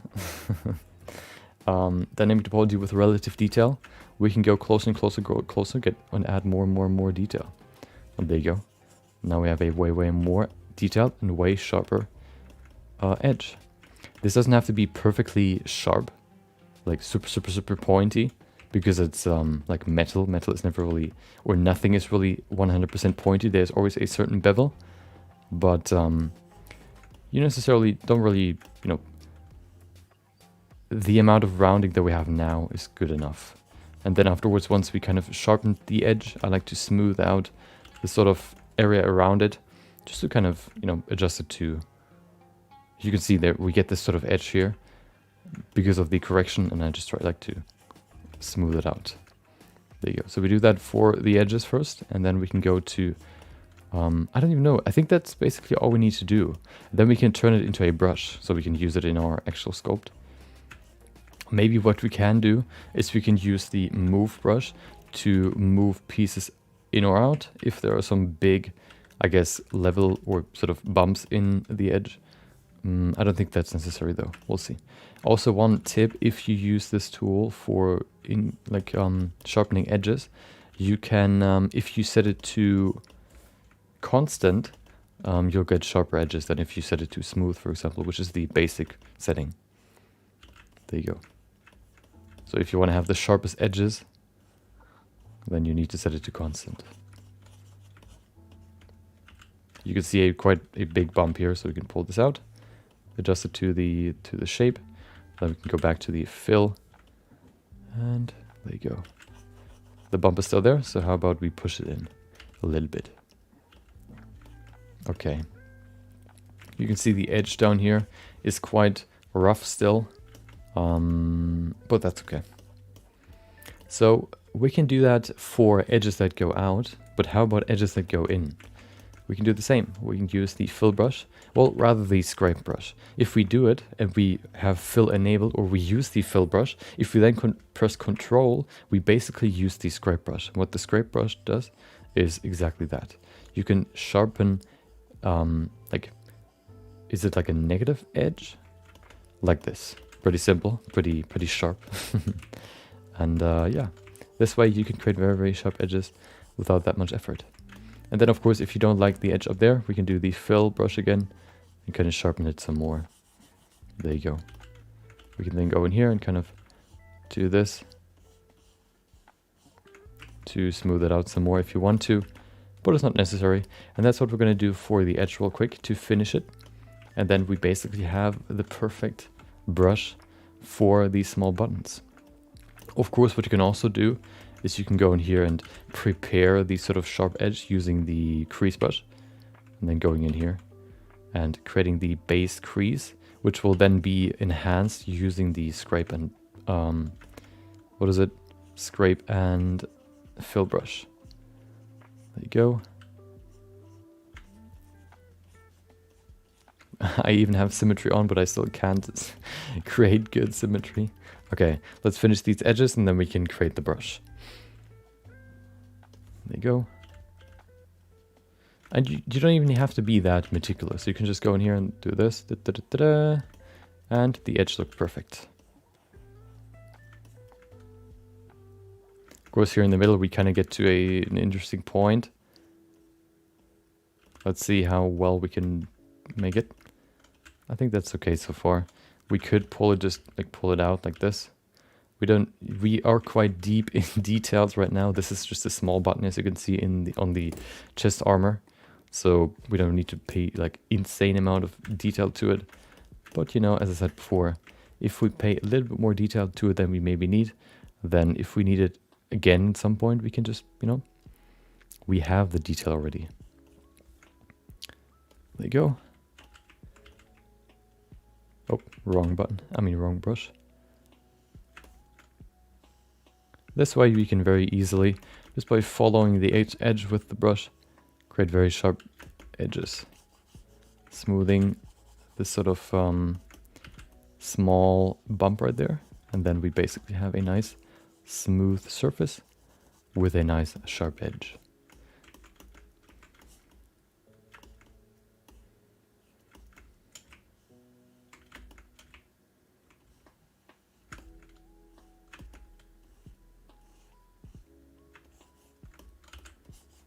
There you go. We see there's quite a bump here. Actually, is there? Yeah, maybe a little bit. We pull it out. Perfect. Okay. And there you go. We have a nice sharp edge right there. Oh, we have a mistake.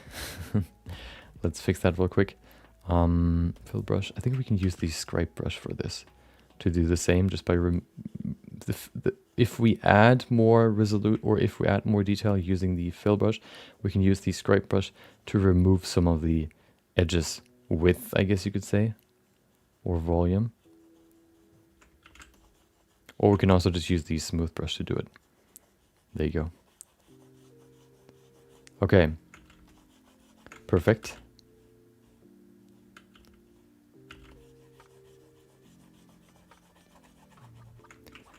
Okay, so we have the edges cleaned up. We can do the inner edges, and then we are basically done with the modeling. Then we can go to the stage of creating the brush. So let's finish up the edge right here.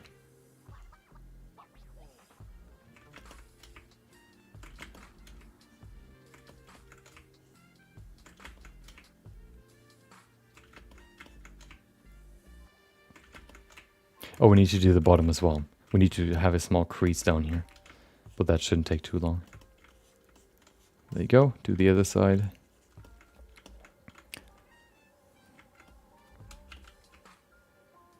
Well, that's gonna...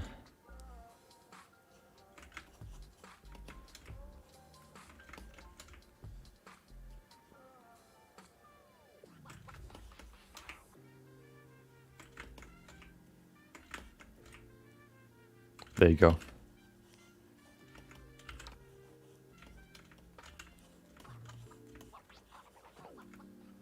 Okay, nice sharp edges, perfect. We could, you know, I guess optimize this, you know, make this smoother. But I think if you want to really have a perfectly smooth surface, you would have to retopologize it. I don't want to do that, so we're just going to keep it like this. Yeah, so let's go to the next step, which would be the bottom piece. One thing we need to do here, first of all, I guess we can remove the mask. We can see they sort of flail out some more. So what we can do is we can grab the edge and just pull it out a little bit more, like this, to create the shape.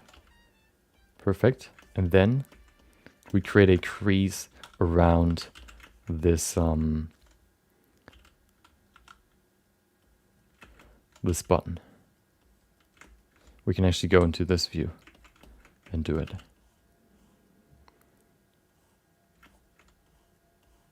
Doesn't have to be perfectly straight, but of course it helps. It's supposed to be like put in leather, and leather is, you know, quite soft. Well, it's not super soft, but it's, you know, softer than metal, for example. So making the crease super straight, for example, is not really super necessary. Can maybe even help to make them more wobbly, I guess you could say. There you go.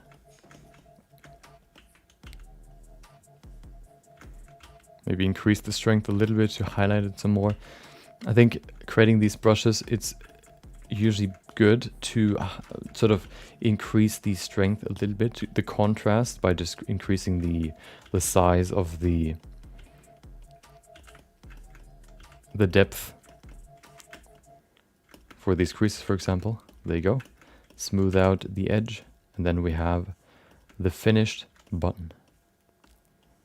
Then we can create the good old bump map.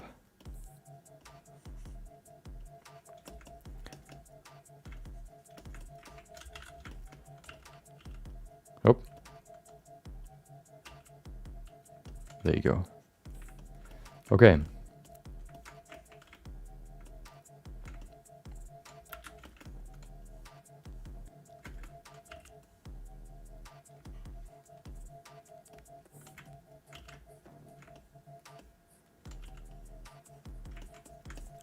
Checking if everything looks good, and then we can begin. Oh, we can maybe increase the contrast for the outer sort of, what do you call it? Like the outer... Actually, I want to have a... This is quite a small piece, so I think creating a quite deep crease can help with the overall look. We have to make sure that we're not kind of pulling from the side of the button. Staying on the side here. We have to kind of stay close to the button, but not too close.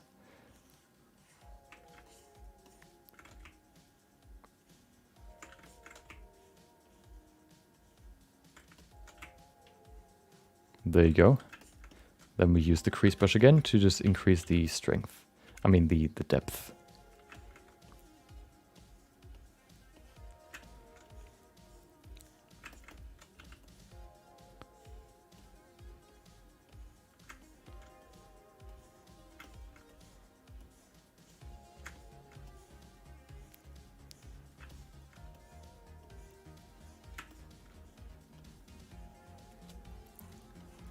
Perfect. Okay.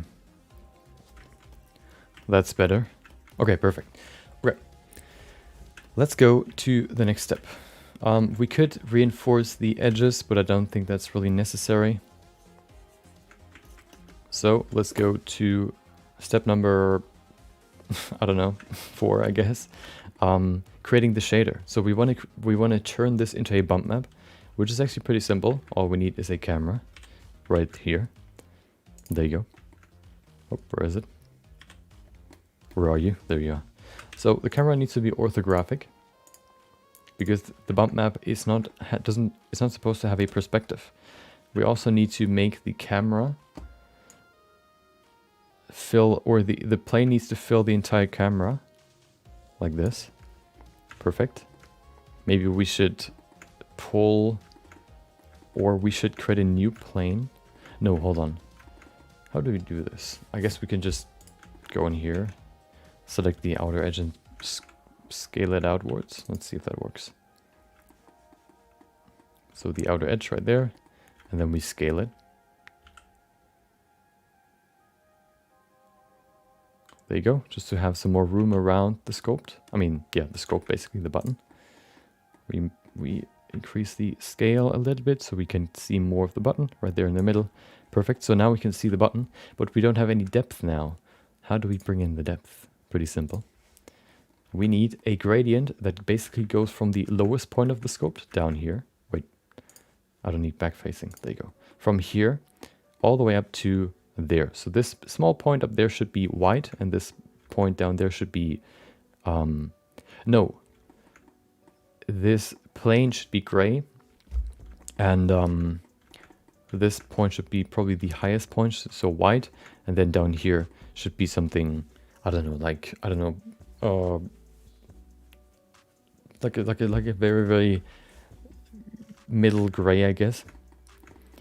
So how do we do that? We currently just have this, nothing, because we have no light. Let's create a shader so that this looks like a bump map in this camera view. We first, of course, need a new shader. There you go. Then we need a texture, gradient texture. We can either use a gradient texture, or we can use a different node setup with math nodes, but I don't really understand math nodes, so I'm just going to use a gradient texture. We need mapping nodes.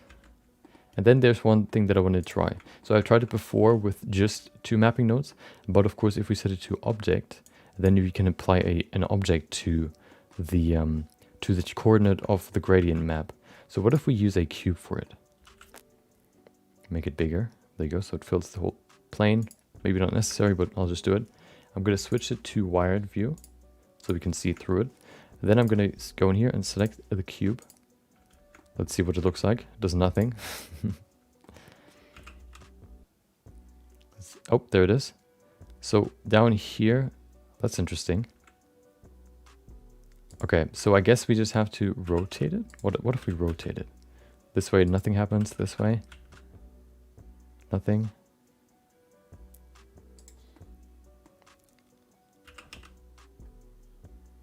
Oh, hold on. What if we rotate it like this? No, we need to hold on. Let's show it first, and then if we rotate, how does it rotate? Perfect. So we need to rotate it like this to here, 90 degrees on the y-axis. Y negative. There you go. So I guess how this works is that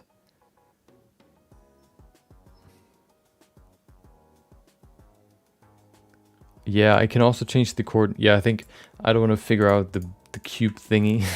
I'm just going to use the coordinates here. I think that's easier.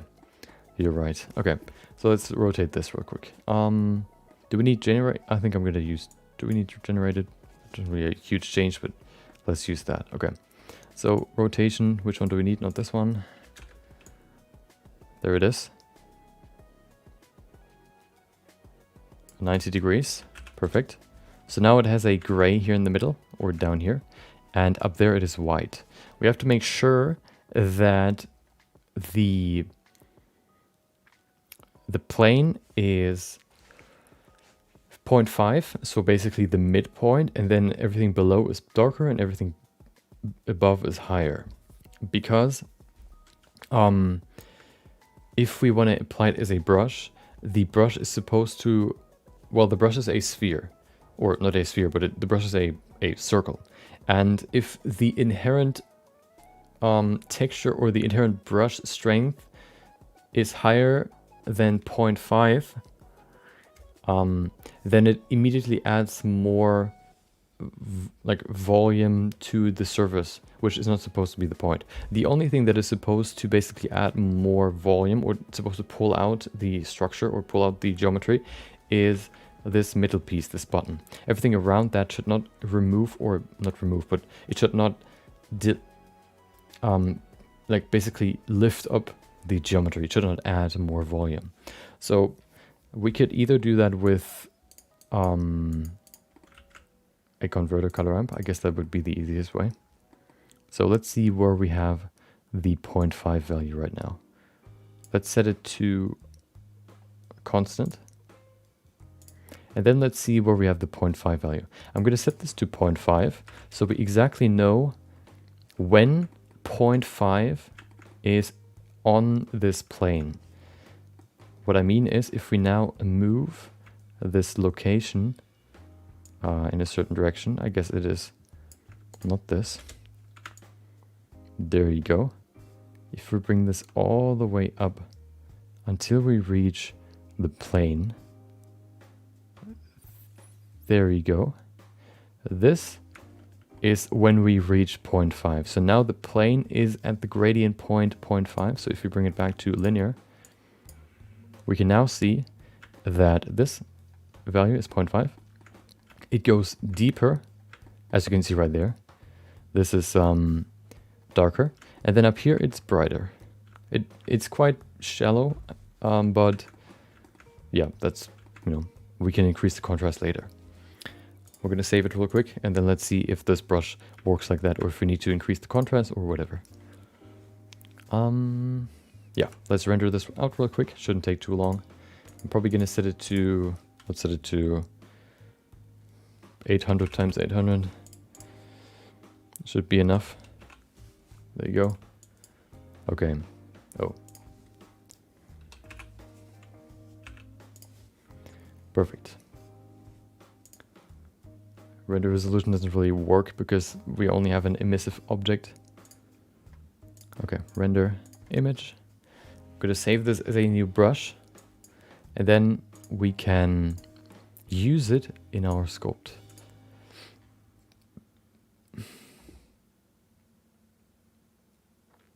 Okay, everything froze. Perfect. There it is. Okay. Let's make a new folder. Brushes. Let's call it button. Yeah. Okay. Let's go back to the first scene. Let's actually try it first on a sphere. I just want to see if it works. Okay. So we need more subdivisions here. Let's actually go into scope mode and just retopologize it. Oh, there you go.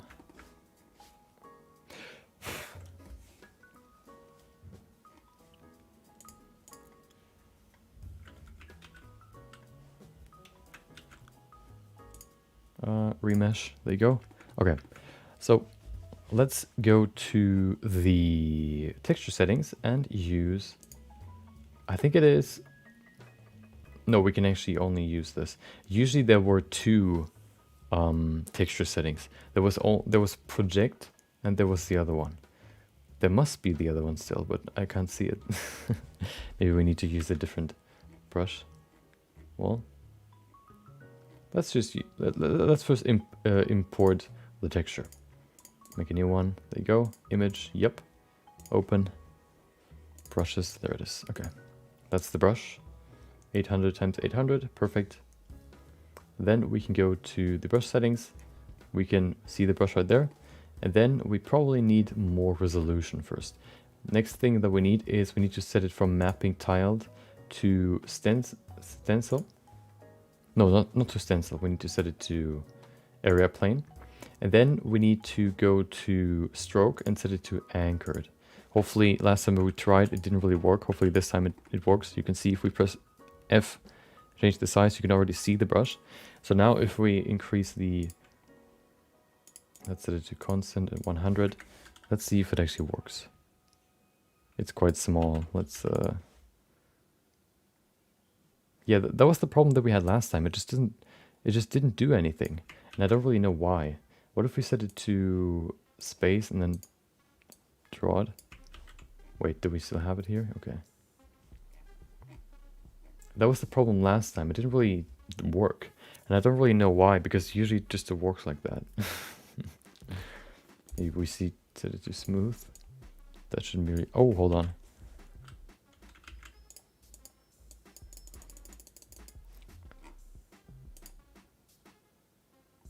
You can see if we use oh, no. If we use anchor, it doesn't really...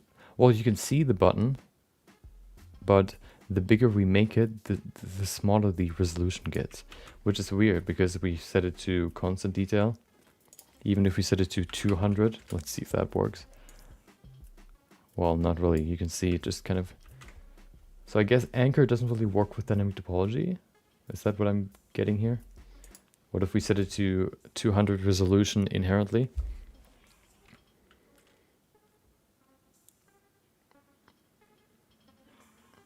Takes a little bit, 200 is quite a lot.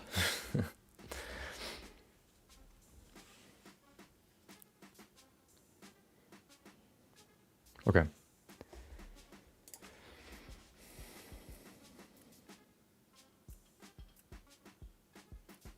Disabled dynamic topology, everything froze. Perfect. Okay. Before we start, I'm going to smooth it, just so that it's smooth. There you go. Okay, you can definitely see it, but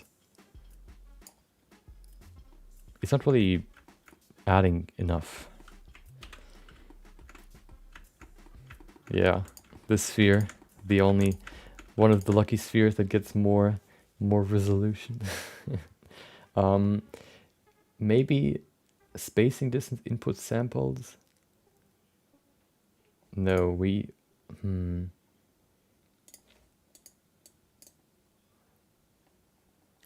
It seems like the contrast is not big enough, maybe. So I guess we can increase the contrast. We can do that actually in here by going into colors. Color ramp, there you go. We can't see the image, which is too bad.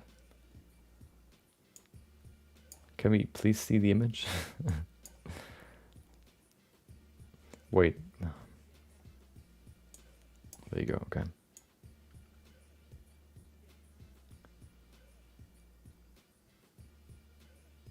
It seems like the texture isn't really there anymore. You can see it here. Can you see it? Yeah, it's just gray now. What if we reopen it? It's just gone. Let's try again.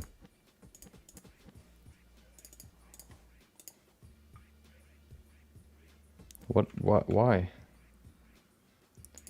Because we use color ramp, but what does color ramp do to it?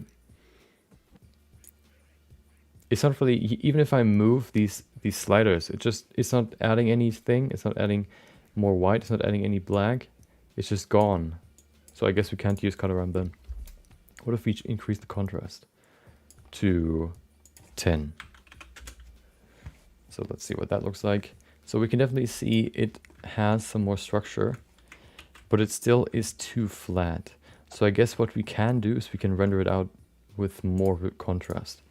Maybe we lose too much detail at the tip so that we don't get the range that we need. Yeah. We're going to do that now. So let's do that here.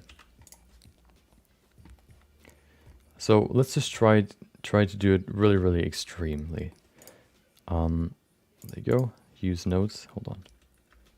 There it is. Okay. So what I'm going to do now is I'm going to bring this black all the way up until it reaches the lowest point of the sculpt, and then I'm going to bring the white all the way to where it reaches I'm going to bring in a 0.5 handle, then I'm going to go set it to constant so that we still have this gray value, but then we can see where the maximum white value is. It seems like the maximum white value is too high. That's why we get this flat part at the top.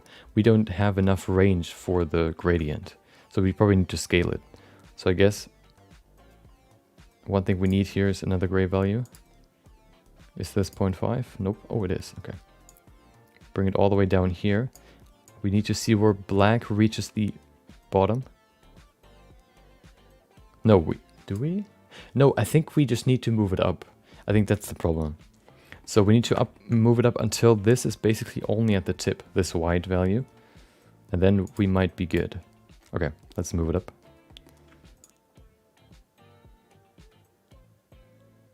Up. There you go, probably right there. That's probably the tip. Maybe a little bit more. Oh, it's actually at 0, okay. Almost at 0, hold on. There you go. Perfect. And then we need to probably scale it slightly, because the gradient isn't long enough. You can see the black. No, actually we can just go all the way to here until we reach the plane. And if we then set it to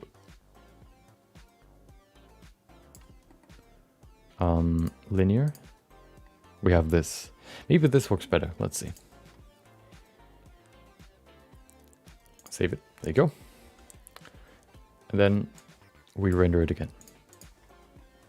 Perfect. 3-second render. That's how I like it. Okay, let's replace this. Let's actually keep both. Actually, no, we only need one. Perfect. Okay. Let's try again. Oh, there it is. It's already loaded in. So we grab it and let's see what it looks. Oh, wait. Are we not in scope mode? Why? What is that? Hold on. I guess we just have to reselect it. Oh, there you go. Okay.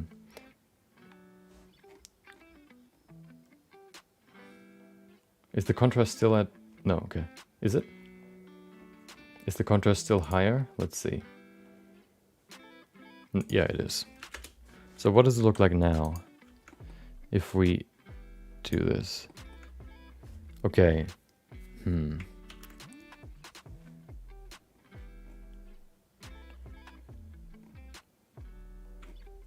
What if we now use anchored mode?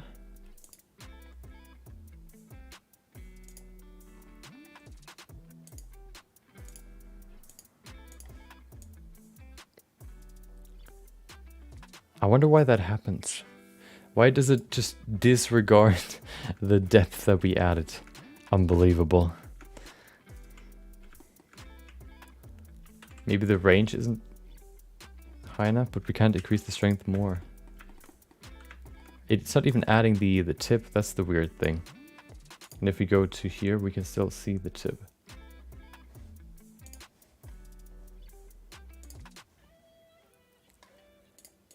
Hold on.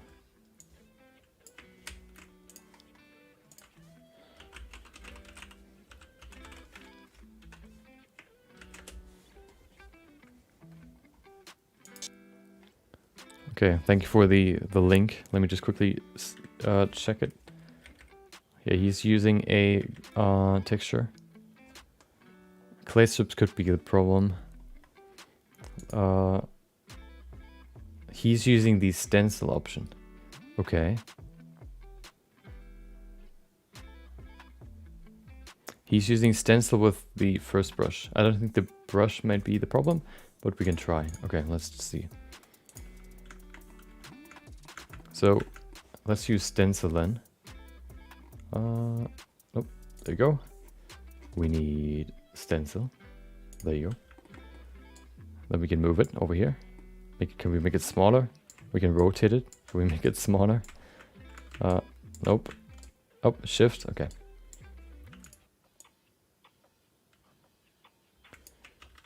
Oh, it's gone. No, it's not. Okay. Wait.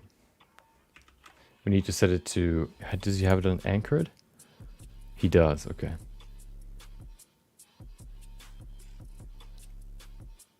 Angle 273. Okay. Why? Doesn't really do much, does it?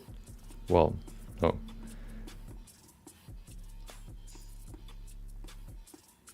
So it adds the crease, but not the tip, and I wonder why. Does he have anything else changed here? No, 111 sample bias. Hold on. There you go. So you can see it right here how he uses it. He puts the stencil somewhere. Oh. And then he just draws it on there. Like it's nothing. Unbelievable. The audacity. He uses 273 angle. I don't know if that's important. He uses stencil, of course, a custom like follow, which looks exactly like the smooth follow. Okay. So he creates a gradient. He creates the button first. Yeah. We have the object already. We get it.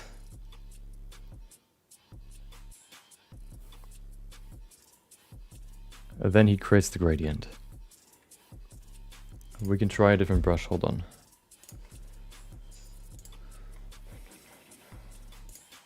There you go. Not tiled, we need stencil.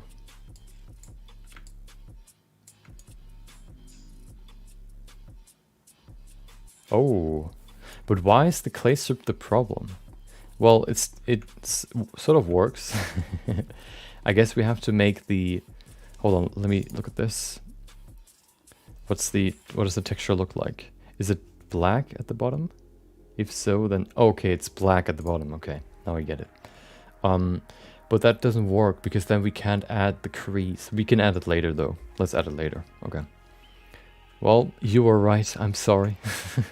Apparently it was the clay strip brush for some reason. I don't know why, but I guess draw works. You can see it here if we set it to anchor it. There you go. Zip. Yeah, it works. All we need to do now is we need to remove the side. We need to make the plane black.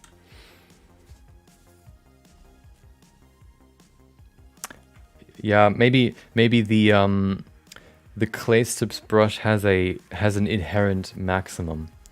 That's maybe why. That's why the draw brush works better. Okay. Yep, then let's fix the texture real quick. First of all, thank you, Marcin, HRN, for the awesome suggestion, or for the awesome link. Helped us a lot. Welcome. Hope you enjoy the stream. Hope you had a great day. Okay. Let's fix the texture. So we can't add the sort of crease right there, but that might actually be better because the crease could be quite situational. Sometimes it's bigger, sometimes it's smaller. So if we remove it, that should probably be the better call. So yeah. Which means that the gray part should be roughly in the middle of this, right? Somewhere here. And then let's set it to constant. There you go. So then, where's the plane? The plane is at, right there. It is at 0.055. So black needs to be 0.055. 0.055. And then we need to set it to linear. And there you go.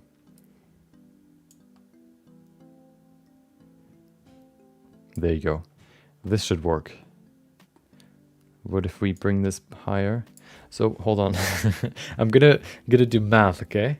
I will calculate the distance from 1 to 0.064, and then I'm gonna divide it by 2 so we can get the middle. What was it? 1. I'm bad at math, so I'm gonna use the calculator. What was it? I already forgot. 0.064. There you go. Divided by 2. 0.468. So we need to say 0.468 plus, what is it? 0.064. 0.064 equals 0.532. So this needs to be at 0.532. And there you go. So then now the gray is perfectly in the middle. Let's try again. Save it and render.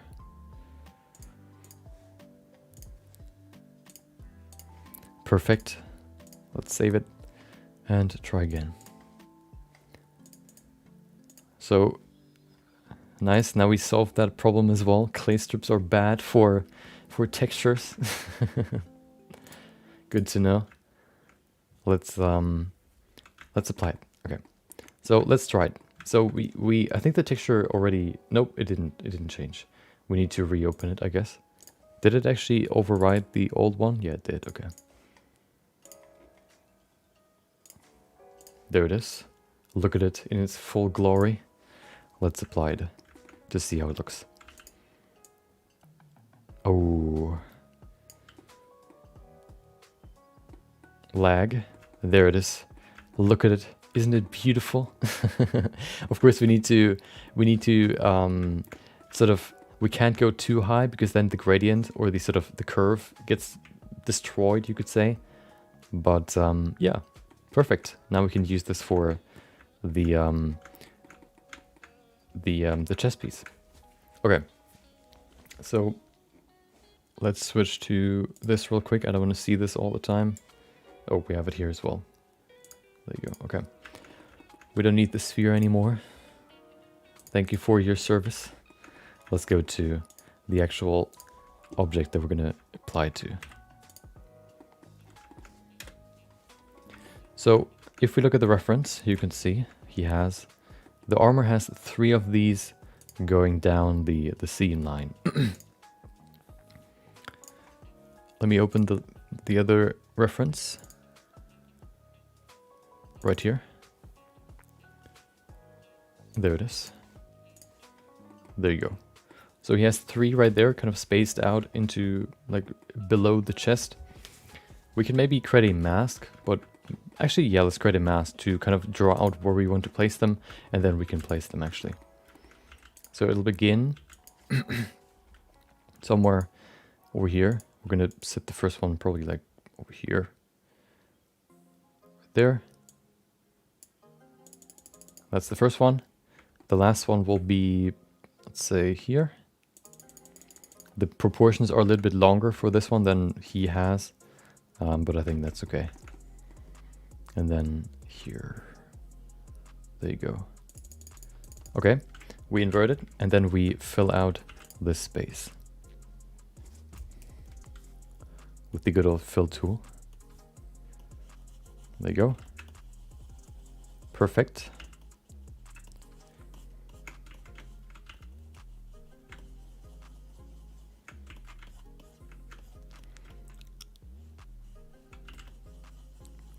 Perfect, okay. Everything's ready to apply. Oh, hey, did I disable symmetry? Oh no. Well, we can probably just copy to the other side. Although there's quite a lot of resolution in the scope right now, so I kind of want to avoid that. So I'm just going to do the mask again with mirror applied. There you go. Just painting over it again. We'll apply it to the other side as well.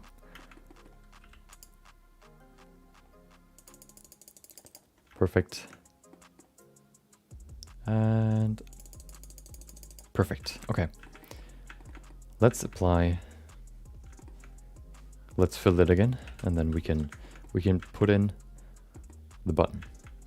It is kind of offset from the center, so let's be very strict here and kind of push it over there. There you go. This one's good, maybe a little bit too small. And then the last one is also good. Perfect, okay.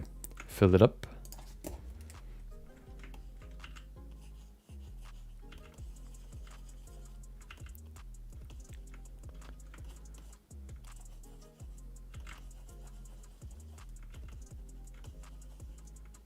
Perfect, do the same up here.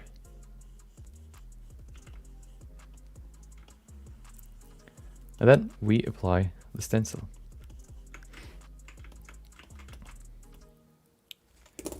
Let's go back to the good old draw brush. There it is.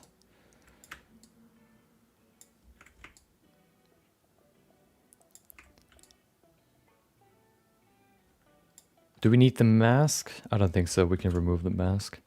Actually, I kind of want to keep the mask so we can see where we need to place them.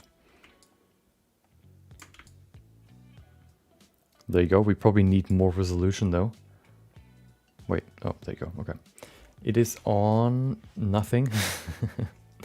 200 might be enough, we'll see. Okay.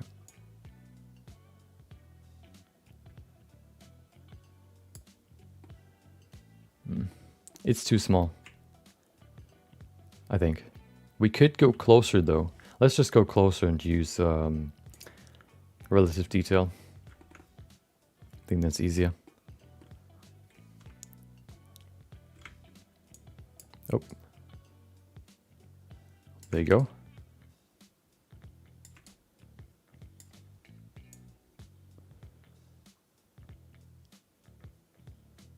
Do we need to go even closer? I think so. Well, the resolution kind of matches with the surrounding like structure, but the buttons are quite fine, quite small. So I kind of want to give them at least a little bit more detail. I think that's okay. That's definitely okay. Not like super high resolution, but doesn't need to be like super. Actually, I want to see how far we can go.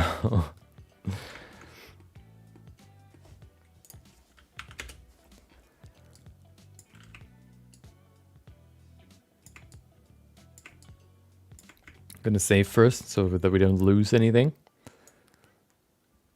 It's still quite small. I mean, quite big. What if we zoom in all the way? Make as much room as possible.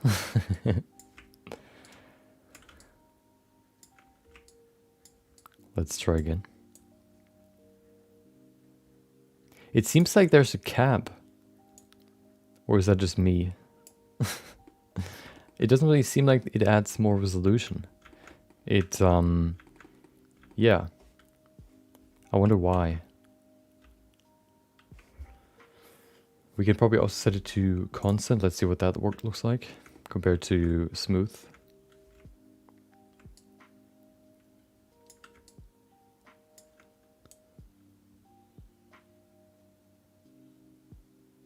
No. Nope, it makes the top flat, so we can't use constant, we have to use smooth. Or we can even use linear. I think linear might be the best option here for this shape.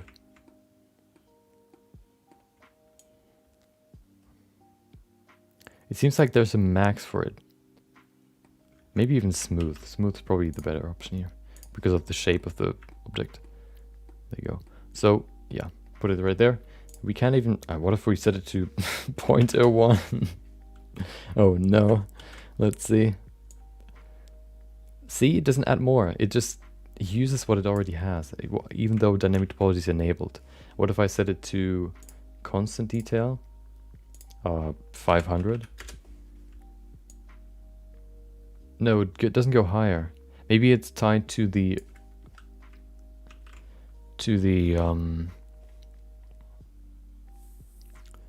what if we first apply a brush with 500 resolution? No, it doesn't add to it doesn't add more. Why not? Why do you do this? See, it doesn't add more. It just keeps the same resolution, even though I have it on 500. I wonder why. What if I just reapply it?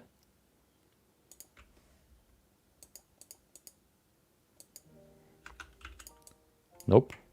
I guess there's a cap for the amount of, I guess, the resolution that you can have in a sculpt, I guess. Well, nothing we can do there then. Well, I could research it some more, but I kind of want to do something today, kind of get something done. So let's do this. That's the first button. Looks okay. Let's go to the next one. Oh, wrong button. Align it. Perfect. Perfect. Let's go to the next one. Last one.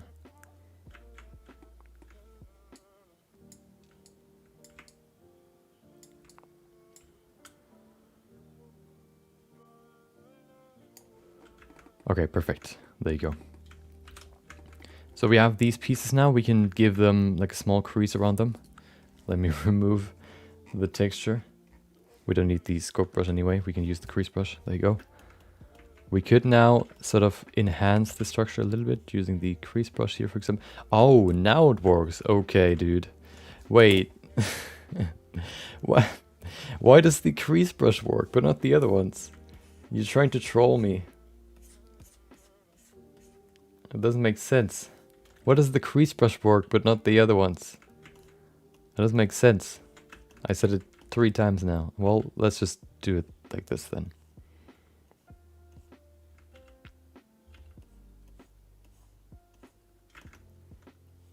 Maybe the draw brush doesn't add more resolution, but then I also tried it with the clay strips brush, and the clay strips brush, I know it adds more resolution, so I don't really know what the problem was.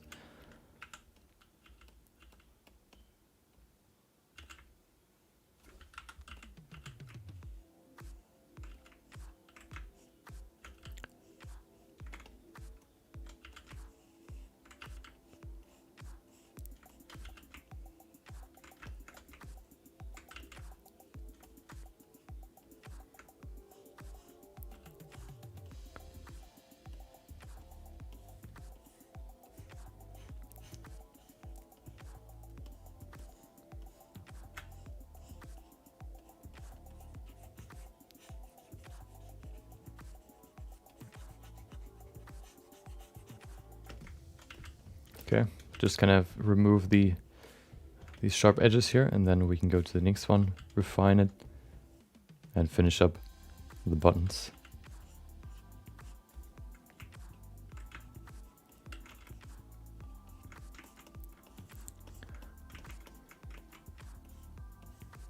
That's so weird.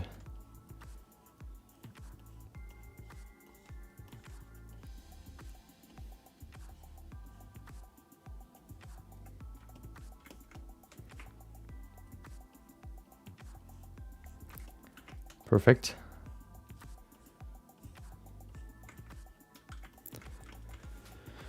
Anchor stencil, but what I tried was I tried to use the irregular clay strips brush with 500 enabled, with dynamic topology with 500 enabled, and if I do that, now that's more. Wait. Oh, okay, yeah, okay. I still had it on anchored, okay. That's why. Okay, well, I'm just dumb, I guess. Of course, it's not the program's fault, it's my fault, as always.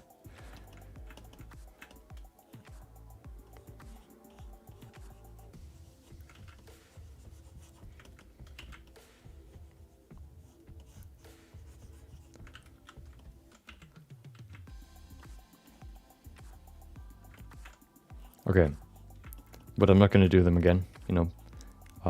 I think they are big enough now that we've, you know, just kind of smoothed them out. We need this one again, I mean as well, and then we have all of them. We can then go to the next stage, which would be the ornamental stuff around these buttons.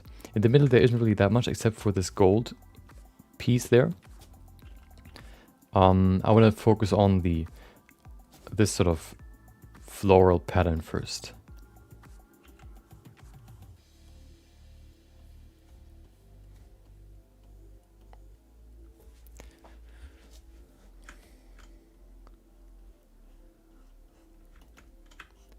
Well, I think it could be both, you know? Maybe I'm dumb and the UI is bad, so in combination both, it's even worse.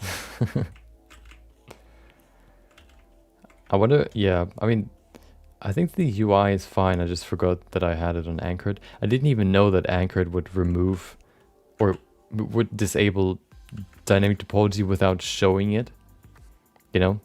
You would think if dynamic topology is highlighted that it would actually apply dynamic topology, but apparently it doesn't when you use anchored. Okay, let's focus on the next piece, which is this floral pattern. I will probably bring this what is it called? This sort of buckle right there, or this attachment. I will just model it. I'm not gonna sculpt it because it's a separate piece. So the next part would be this floral pattern. I think what we can do for this is we can create a mask, and then we can smooth out the mask so that it isn't as strong, and then we can just oh no, I thought about using a curve for the brush, but I think the problem with a curve actually, or we can use a face mask. I think I'm going to use a curve. Let's see what a curve. No, wait. Let's use a curve first. I want to see what the curve looks like. So what we can do with a curve, we can use the draw brush. We need to remove the texture. And also anchor it. Now I remember. There you go. Set it to curve. We set the spacing to 1. We also remove the texture. The texture apparently is already removed. Perfect. There you go. We set it probably to, I don't know, 200, maybe even less. Let's set it to 100 first just to test it. Now if we go to here, we can say new curve. And then if we press Ctrl right click, we can draw the curve. So we can basically now draw the curve that we can see here in the floral pattern. If we look at the entire model right there, that's all we need. I'm just going to do a test run first. There you go. Let's do one more. Oh, hold on. Kind of weird, these these attachments. Can we add another curve? I guess so, because there are curved layers. Hold on. Oh. Wait. Oh, okay, now I get it. Can we... Hold on. Can we separate the curve into multiple pieces? Trying to remove this thingy right there, but it doesn't work. Oh, okay, that's why. Because it froze. Oh, there you go. It crashed. Perfect. Let's try again.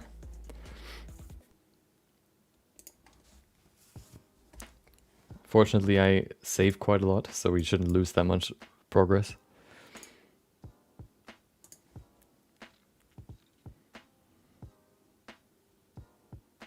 There it is. Perfect. Okay, let's try again.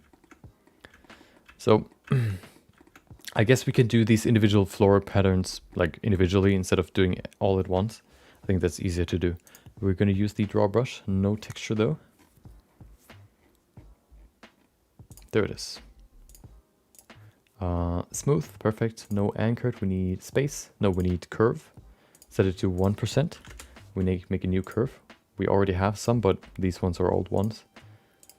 There you go. We don't need those. Okay, let's begin with the first one. The first one will look like this. It's not perfectly like the reference, but we can... This is just a test run. This will be my excuse, okay? There you go. Perfect. Oh, hold on.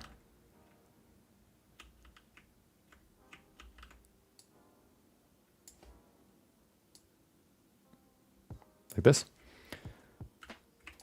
Oh, hold on. Okay.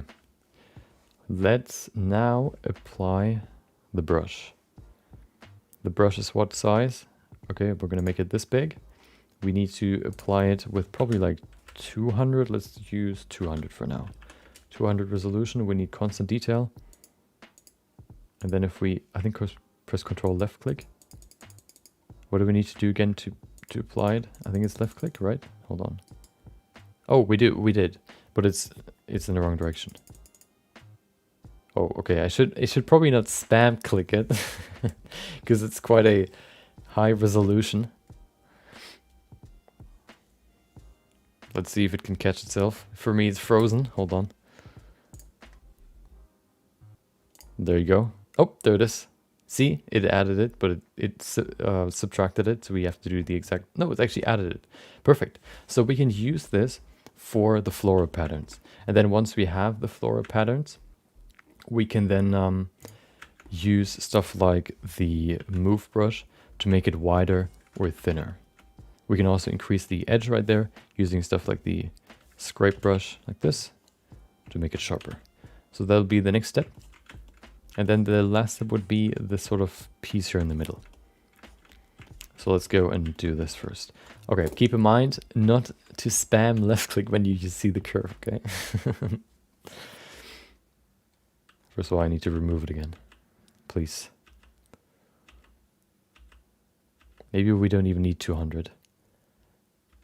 Yeah, I've seen the curve method today, actually. I looked at a sort of hard surface tips and tricks, and the curves are actually quite useful, especially if you want to have very clean brush strokes. You know, hard surface sculpting gets hard if you only do it by hand, and using all these sort of mathematical, technical techniques can really help when you try to create these sort of, you know, artistic patterns that are hard to do with just sort of hand-drawn brush strokes. Okay, we need this. Perfect. We need... Okay, there's another technique that I want to show real quick that we could use for it. If we go to here, we can use the draw face set brush. What that does is if we disable dynamic topology, it only works without dynamic topology. We can then basically draw out the floral pattern. Oh. Face sets are basically masks, colored masks for the geometry. Colored masks are useful in that sense that you can have multiple colors. You can have this color, you can have this color, and all these have different, basically are different groups, similar to vertex groups. So what you can do now is we can, for example, separate everything, or we can separate out this yellow or greenish to only work on this piece. Or we can say, well, I want to only work on this sort of purple piece. So I press H and then we can only see that. Weak tool, you're sticking to view. You mean the curved thingy? Good thing is this one is quite flat, so it works quite well. But if it would be like a rounded piece, then it would be a little bit different, of course. Then we probably need to, I haven't looked into if you can project a texture onto a round surface.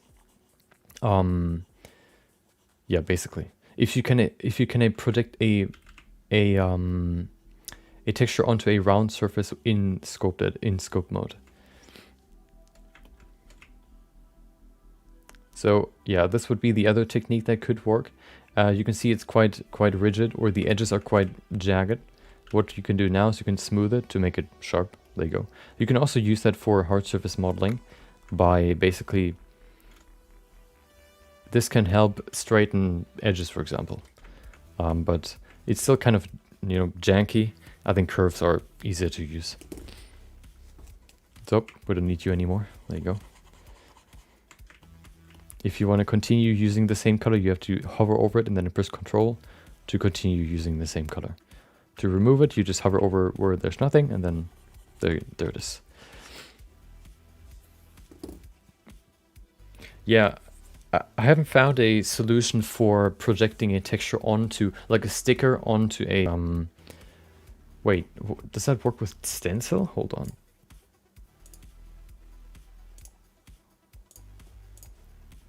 Image aspect, reset transform.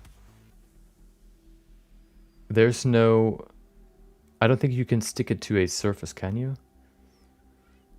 Spacing distance doesn't really mean anything. Reset transform? Oh.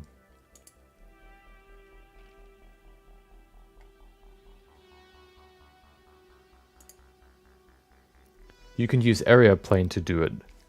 Do it like that. Oh, you can actually apply a texture to a face mask. That's pretty interesting. So if we use area plane here, set it to, what was it? Anchored. It doesn't matter where we look from. It always takes the normal from the surface to apply the brush. So even if you look from this angle, we can still apply it. It's not going to be stretched. We basically, using the curve, we project the brush onto the surface, which you know, can lead to problems if you, for example, work on something like this, where you want to create a curve around the chest, like around down here to here. So you either would kind of search an angle where you can find everything, or it just doesn't work just because the rotation or the rounding is too much. For example, if you want to work on this, but you want to also, oh yeah, there you go. But you want to also kind of apply something over here. The problem is if you can't work with the surface normal, then it gets bigger and bigger and more stretched out the more you go over here to this surface. Just because by projecting, it doesn't really consider perspective. But thankfully this is quite flat, so we can use the curve. Okay. Let me quickly, no, actually, that's good. Okay. We need curve.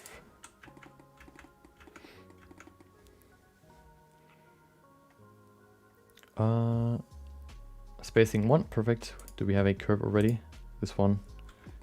No, let's make a new one. This one doesn't have one, perfect. Okay, so the first one is where the piece is, this sort of buckle.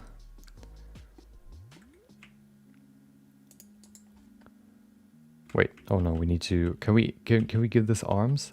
Oh, I don't know why, but sometimes the curve just doesn't remove itself. It just stays there even if I press Ctrl Z. Which is annoying, but I guess, well, probably because the curve isn't really there yet. Oh, perfect, so we can actually add arms here. No, we can, okay. Oh, yeah, we can, okay, perfect.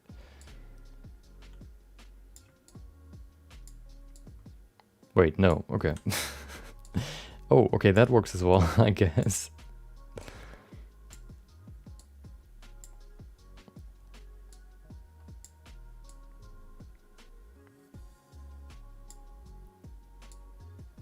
There you go.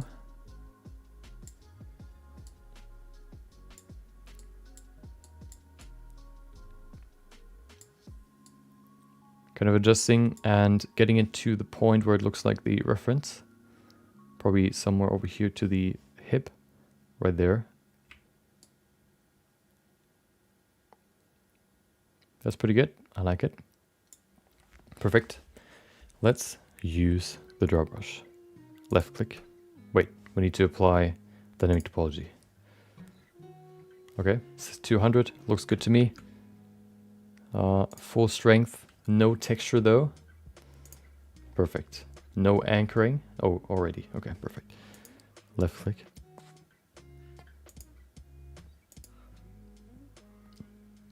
I can't move my view. Hold on.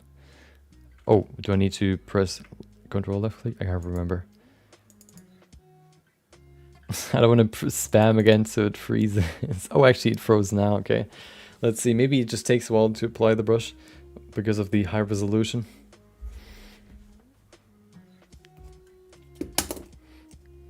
I think if it's frozen, it's time for a drink break. Stay hydrated as always.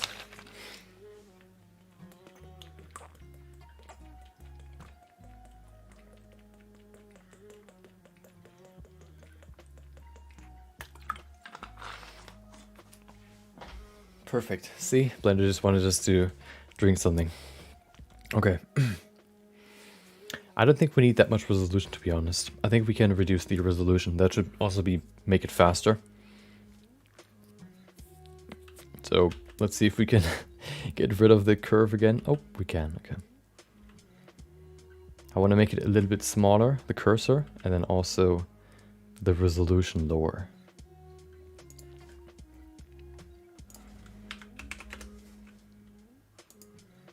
Oh.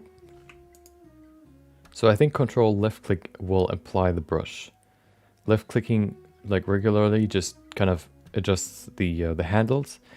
Control left clicking applies the brush, as you can see right there. Okay, that's the first one. Perfect. Let's go to the next one. We can change the thickness later by just adjusting the, we can use the move brush for it. Let's do the next one. We could maybe just adjust the handles here. The next one is actually quite small. Can we remove one? Hold on, can we X? Oh, there you go. Perfect. Okay.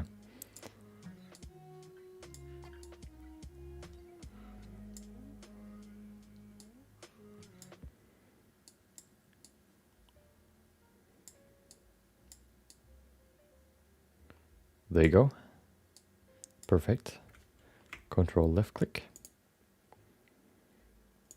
Once more. There you go. The next piece. We have symmetry on. Perfect. Okay. The next piece is this one right there. This next sort of curve, which begins roughly over here. No, we need to go there.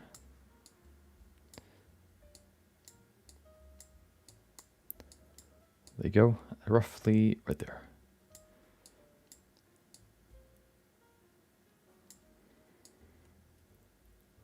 It ends roughly over here. No, it actually ends up there, so we kind of have to think about the proportions. The curve ends roughly over this button. So I think the best way to do it would probably be to go over there. Actually, no, I'm gonna go a little bit lower so we can keep this curve, because this curve is already in here, and this curve kind of arrives at the buckle. If we place the buckle right here, I want to have the curve end here as well. The second one, we can maybe extend the ones that are up there a little bit. Can we bring in some handles here? Nope. Oh, there it is. Shift to add handles to a curve, or to a what is it, like a pivot point, I guess.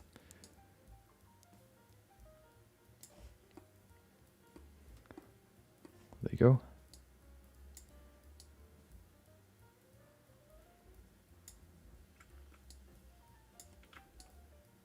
Pressing shift also moves both handles, which is actually what I wanted. Perfect. Okay, that should be in a good spot. Left click twice. 1 and 2. Perfect. Next one is up there. Okay. So this one is a similar pattern. We can drag this out probably some more. They get quite wide. I think we can adjust that with the what is it? The grab brush.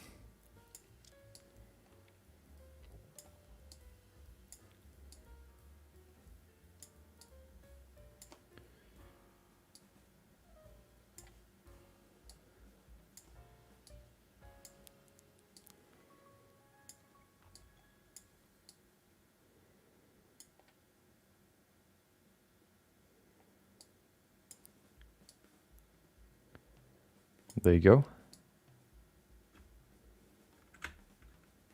That looks pretty good.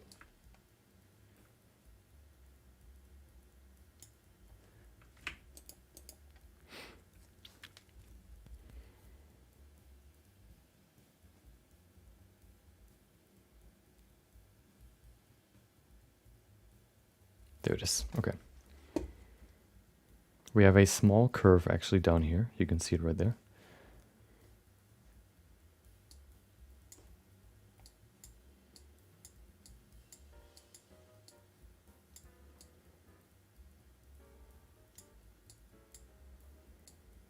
There you go. We need to make this smaller, all the handles, because this curve is quite small.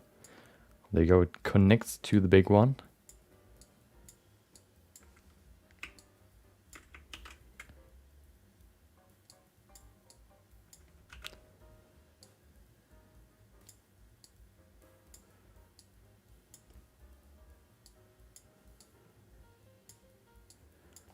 Okay, perfect.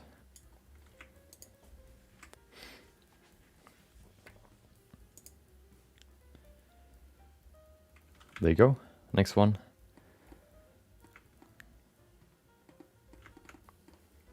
This one is a little more complicated. I think we can begin with this curve, and then we can kind of end. We can kind of add the small curve later. I think if we have the starting point already, it's easier to lay out this one. So for this one, we go to the chest roughly, right there. And then, there you go.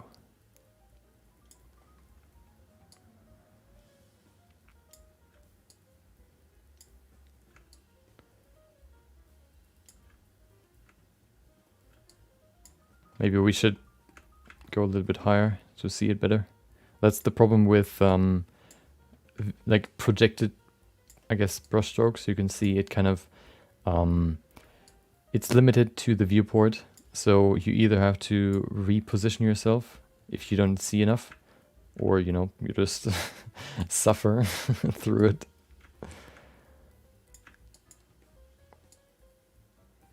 Yeah, I think that's a good curve right there.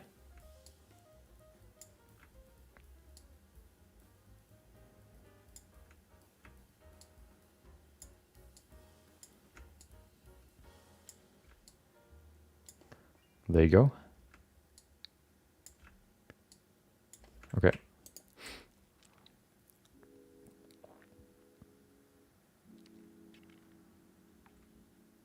Press it once. Okay. It froze real quick. Let me quickly save so we can at least save some progress here. Okay. Now we have the next one, then the other curve, which is actually very similar in a very similar place.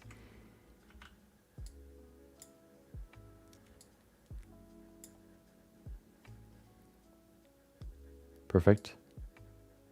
Basically like this.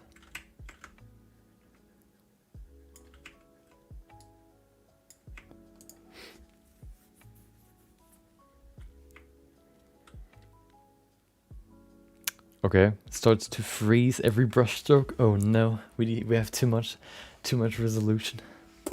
Okay.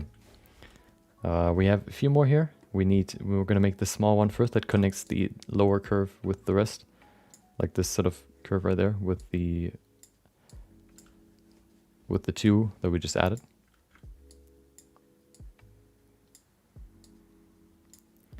Begins, oh, right here somewhere. It connects to this one and then connects to these two.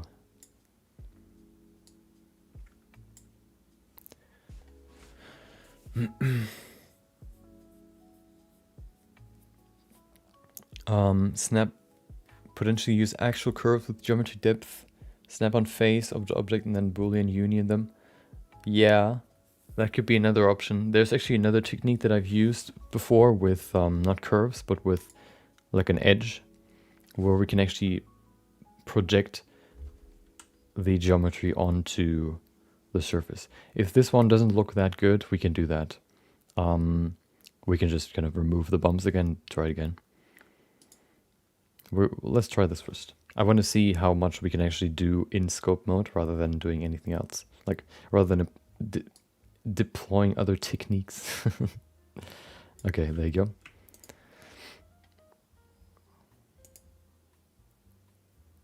Problem with these curves is you don't have any, like, you can't dynamically change the thickness, for example, which you can do with stuff like curves, for example. The problem with curves could be that by changing the thickness, you not only change it wider, you not only make it wider, you also make it higher, which can look kind of weird. I think the ornaments or the sort of bumps right there are all have sort of the same height, but they're just a little bit wider or a little bit thinner.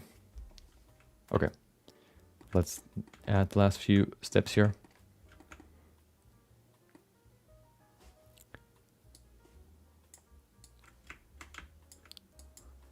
There you go.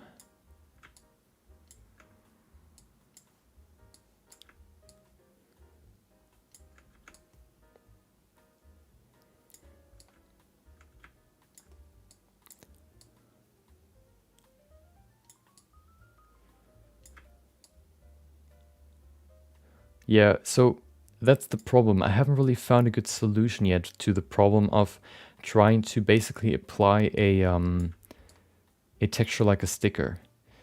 In in Unreal Engine, there are like these stickers that you can apply that basically just project an object, project a texture onto the normal or onto the object, which is very, very simple to use. I don't know if that, I don't think that really exists in Blender. Maybe I'm wrong. Maybe it exists. I just don't know of it.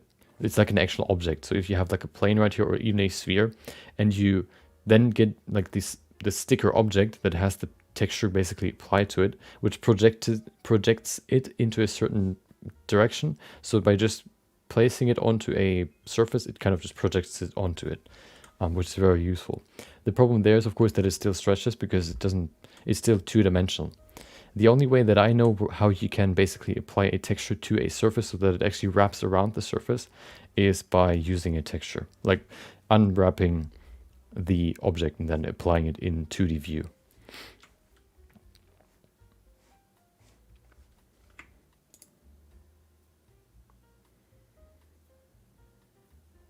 There you go.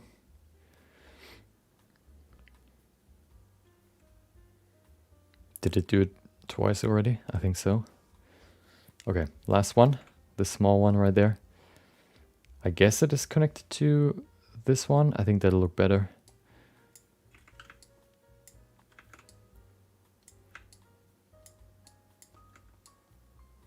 We don't need you.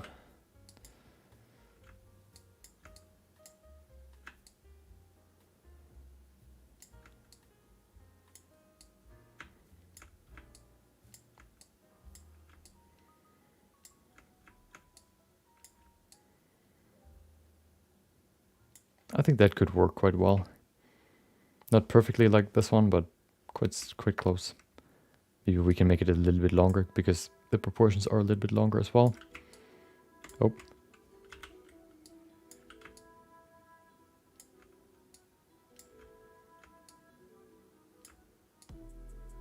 There you go.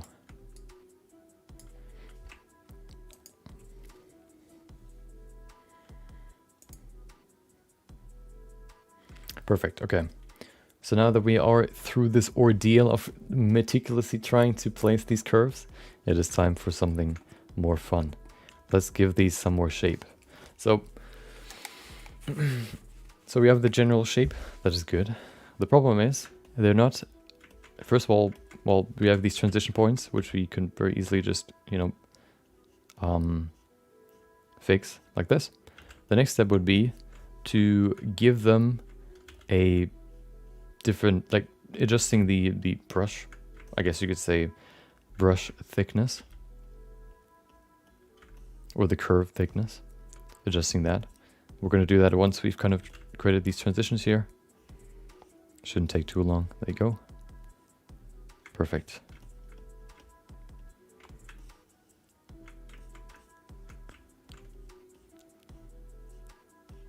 Okay. There's one, no, actually that doesn't work. Okay, so how I think we can do it is by just using the grab brush.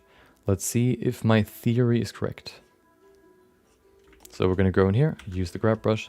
Let's see what is wider. Well, let's begin with this curve right there. We go in here. We could now just mask out one side so that we keep this side.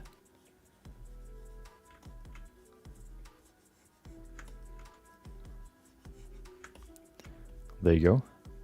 And then we pull out the other side like this. Then if you remove the mask, we still have the other side. We can also probably use the snake hook, because if we use the snake hook, we add more geometry. So we don't pull apart the geometry, we actually add more. Let's see what that looks like. Sometimes the snake hook brush removes some structure. I think it works for this.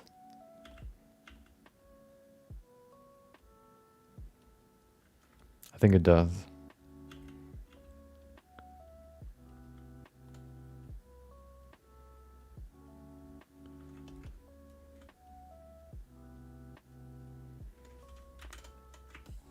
Yeah. It works. Perfect.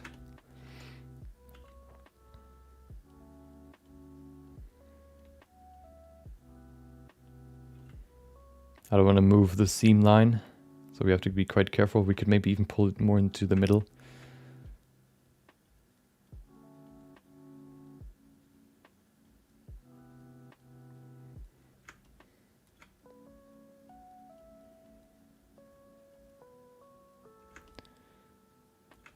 Okay. That's a good start. Let's go to the other side. Do the same there. Oh.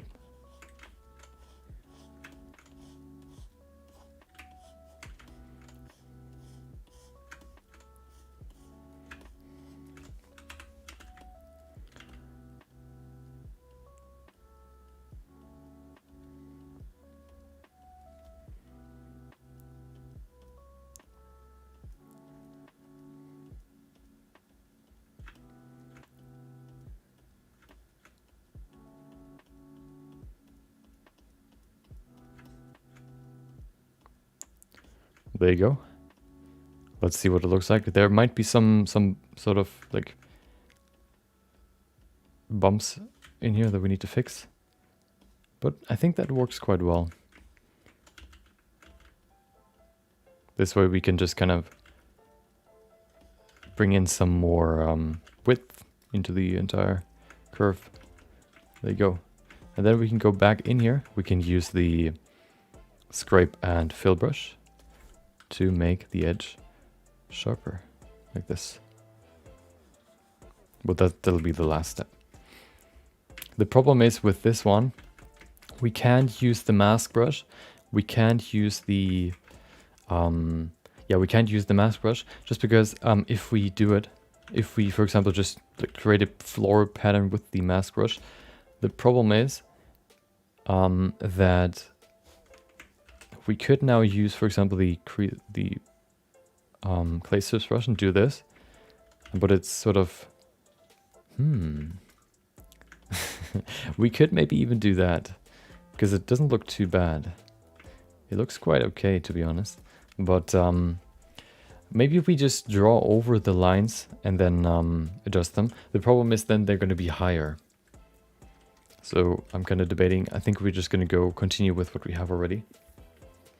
Well, we don't really have another choice. We can't really go back. I don't have the previous version of this. So we're just going to do this and widen the brush strokes.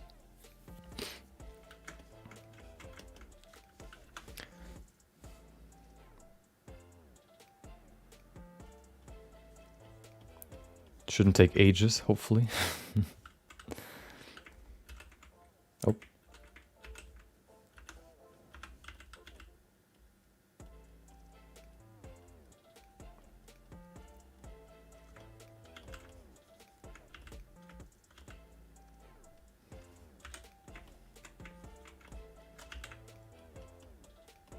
It looks kind of soft right now, but I think once we use the scrape brush, we can make them very, very defined.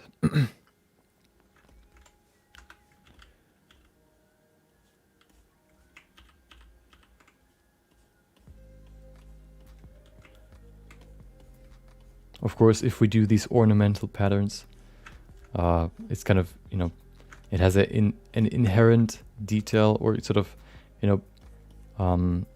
sophistication to it. So we can't really just sort of breeze through this. There might be a better way to do it. But I don't really know how. So, maybe the masking technique could have worked, but now we're here. For the next ornaments, we can use that technique, Nothing much we can do now.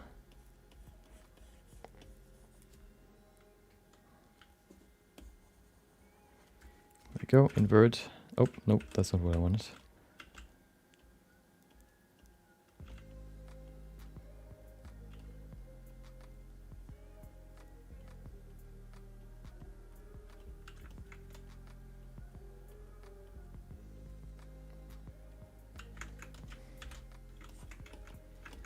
There you go.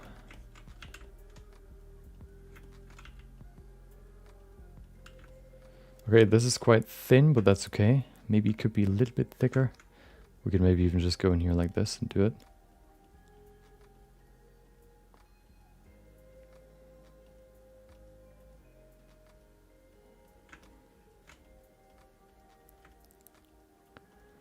Okay, let's add a little bit more here as well.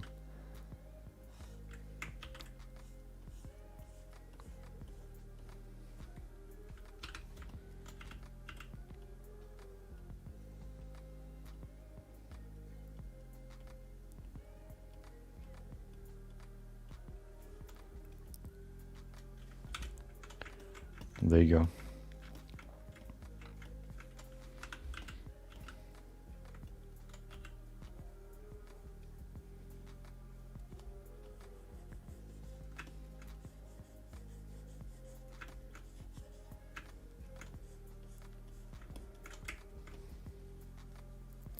Yeah, so the only thing that we really need to do now afterwards is add the this thingy right there. And then we have the sculpt piece. I think this one could maybe even just be a stamp again. We could sculpt this beforehand and then use a stamp again. That could be the, I guess, the best way to do it, because it's so intricate that probably using a stamp is the best way to do it. And then we basically finished the chest piece. The other piece then, the next piece that we're going to go to are the pants. The pants aren't super detailed because they're more like underpants. He, or the character, has like these multiple layers, of course, of clothing. So over the normal pants, you have these arm braces and, well, leg braces and knee pads. So the general pants don't really have that much detail anyway. They have just a certain way how they're being like sewn together that we need to pay attention to.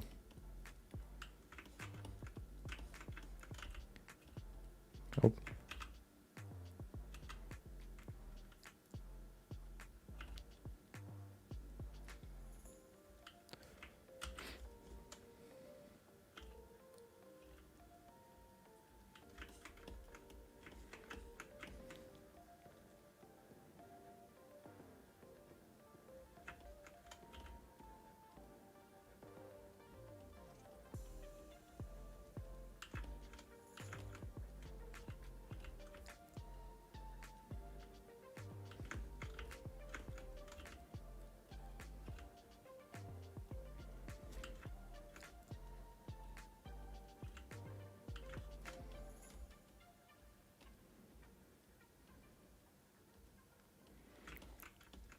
There you go. Okay. This curve is kind of scuffed. Hold on. I think that's better now. Let's go to this one. This one isn't really that much wider. But I think given the longer length of the entire chest piece, we can probably add a little bit more volume to it, or a little bit more thickness.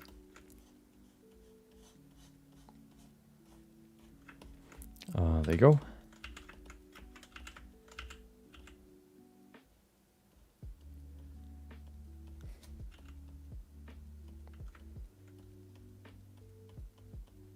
Keeping a constant, like exact same thickness just kind of looks weird with this pattern that we have here. So just kind of varying it a little bit will help make it look less like technical, you could say. It's a floor pattern, you know, natural, nature. Nature is never really just straight, perfect, perfect straight line. So why would a floor pattern be that way? There you go, perfect.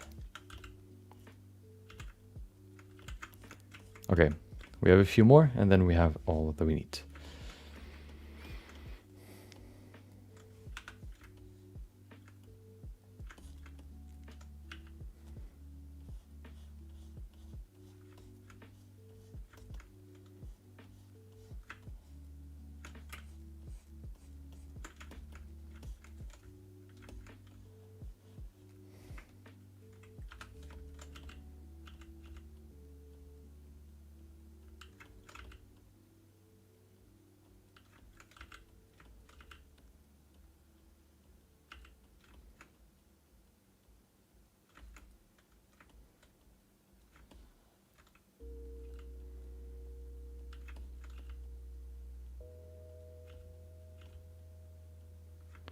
Okay, now we're going to do the same on the other side, just to kind of create this S curve right here.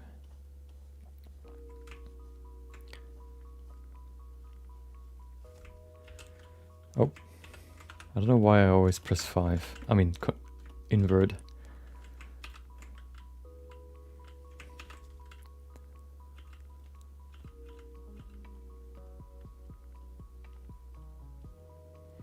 You know, usually it was like super cold, like midday today. So I decided to turn up the radiator a little bit. And now it's super warm in here. It's so annoying. I can never really find a good like middle ground. It's always either too warm or too cold. Never really something in the middle. Super annoying. Okay, we have a few more. Let's do this one.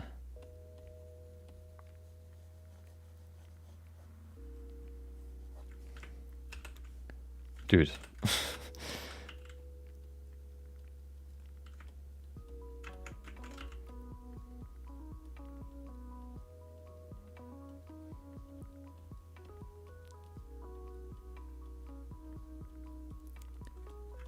Perfect. Okay.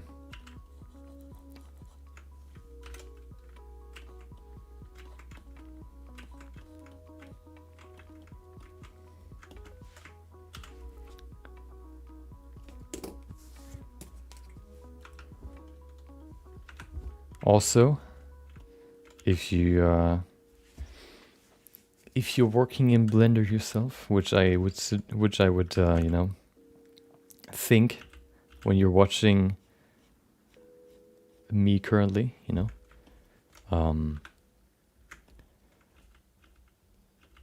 if you want to get some feedback on your pieces, on your Blender pieces or in your artwork, doesn't need to be Blender, can be 3D in general. We have a community Discord where you can submit your piece, your art piece, in the personal feedback section, so that other people can give you feedback. Or if we have enough, we're gonna do a feedback stream session where we basically look over the new submissions and I give them feedback on stream. So if you're interested in that, you can press, what was it? No, you can type !Discord to join the Discord. We have one currently. Usually I look for 2 submissions per stream. So once we have 2 submissions, we can do the next one. Maybe you're the next one. And yeah, of course I always post there when I go live as well.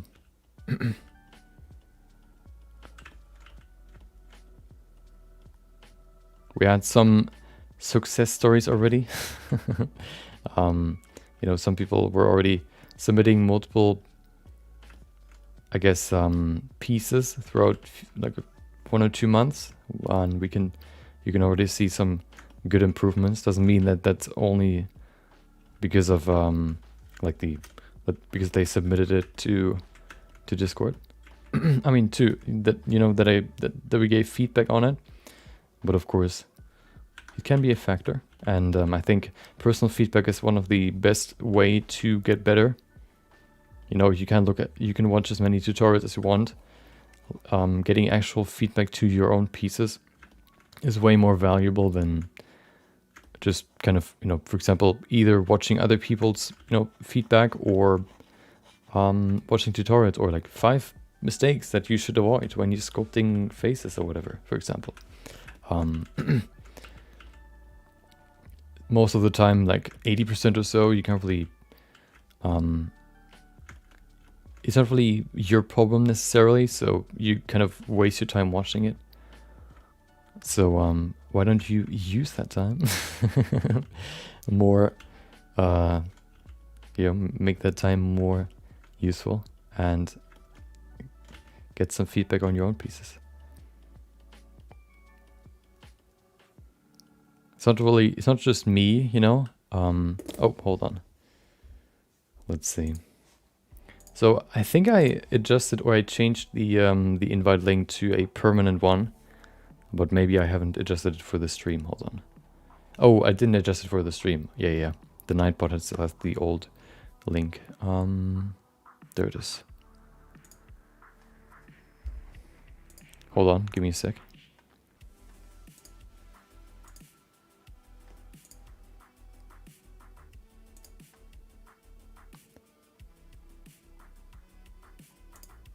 It is never. There you go.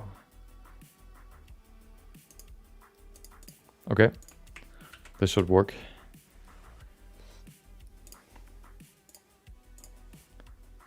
Okay,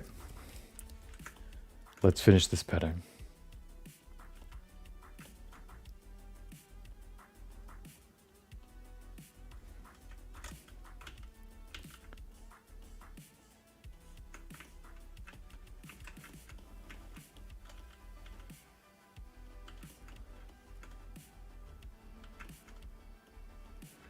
Ah, yeah. Okay.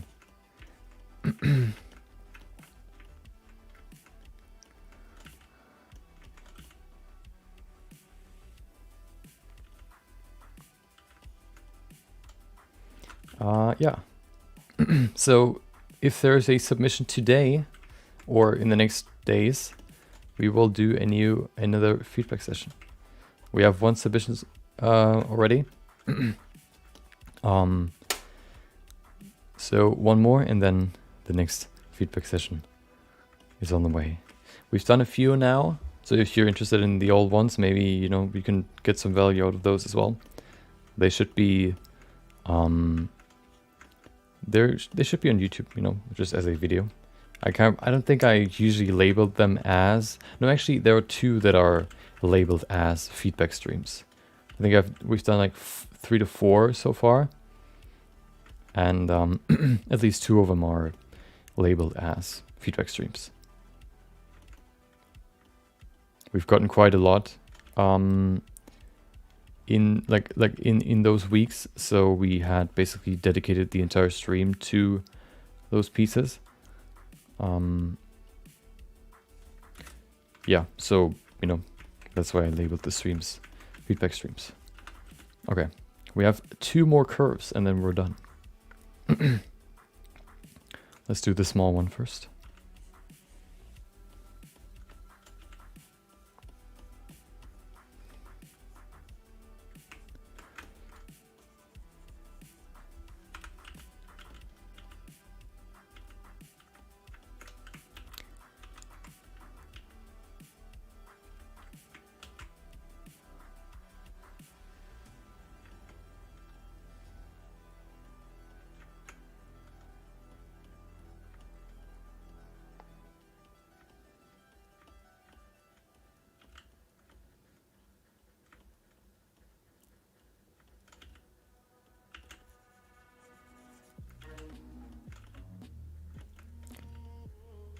There you go.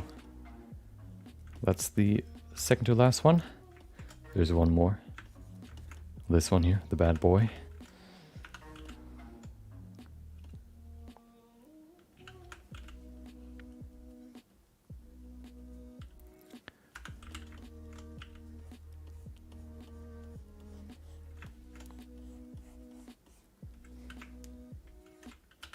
I always want to press Control I. I'm just so used to it, you know, drawing a mask and then like painting something in the mask rather than using the mask to block the brush, or like to keep the geometry in the mask how it is.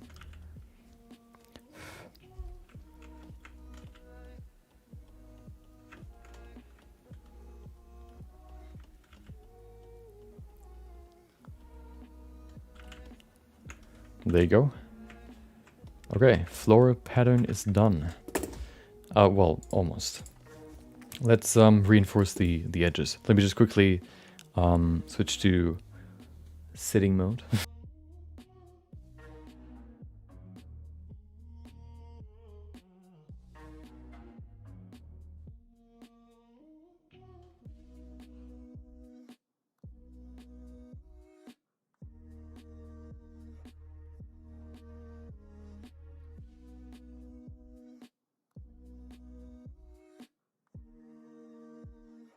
Perfect. Okay. So we finished the floral pattern. All that really is missing right now is right here. Then the chest piece is done. Well, the buckle is missing as well, but it's not really part of the chest piece. Once we have the sort of piece here in the middle, we can go to the legs. I mean the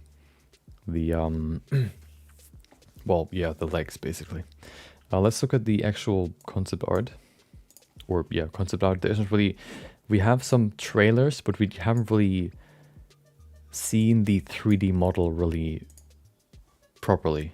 You can see this is basically the closest to what we can get to the 3D model. Well, we have some gameplay seeds as well, but the problem with those is that they're like super. They're first of all 720p, and then they're like in action and always moving, so you can't really get a good look at it.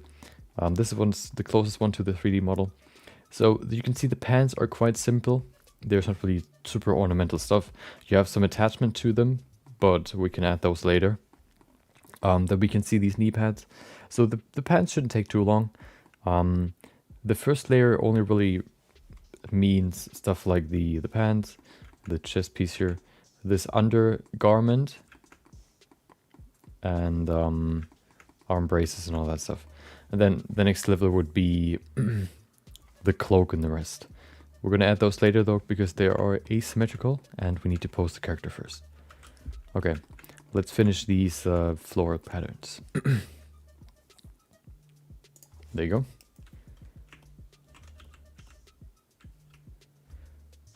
This way. Perfect.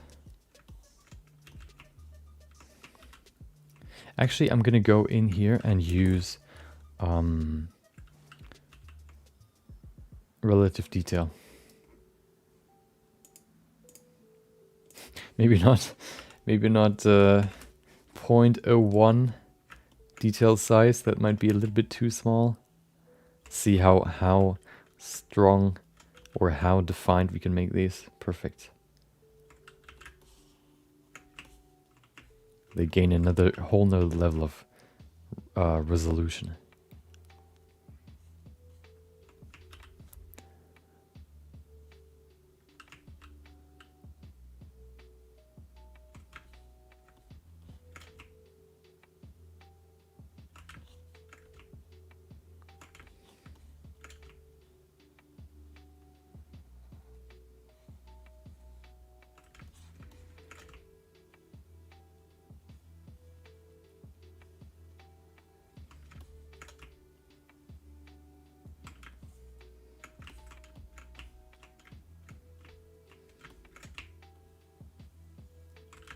There you go.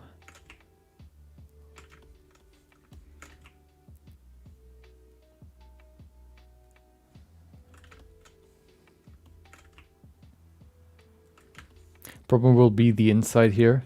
We'll see how we can deal with this. Maybe we don't even need to sharpen it there, although it could probably be beneficial. Same here. We could maybe use a mask.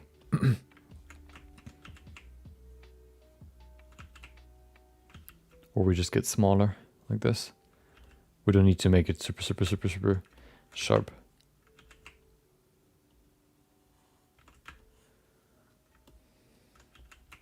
And then if you're also interested,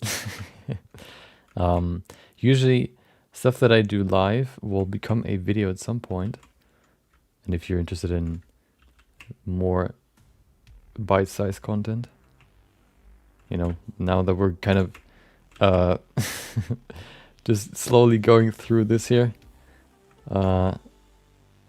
Yeah.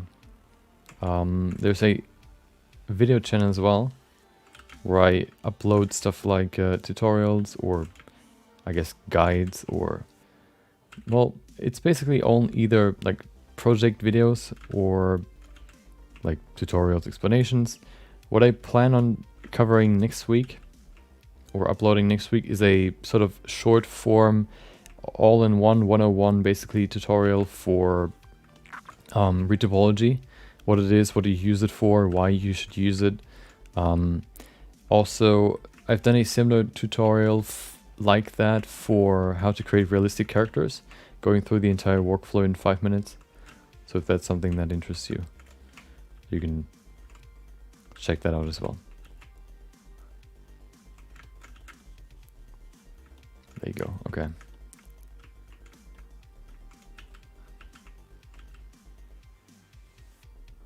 We've created 2 realistic characters so far on stream.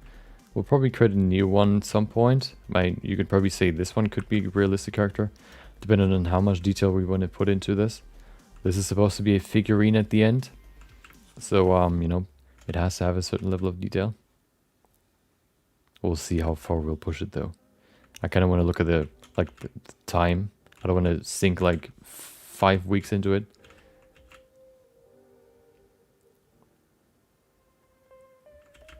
So it kind of depends on, first of all, the time and the kind of, I guess, interest in how much time we put into it. If I don't want to put more detail into the scope, then I'm not going to do it. It's as easy as that.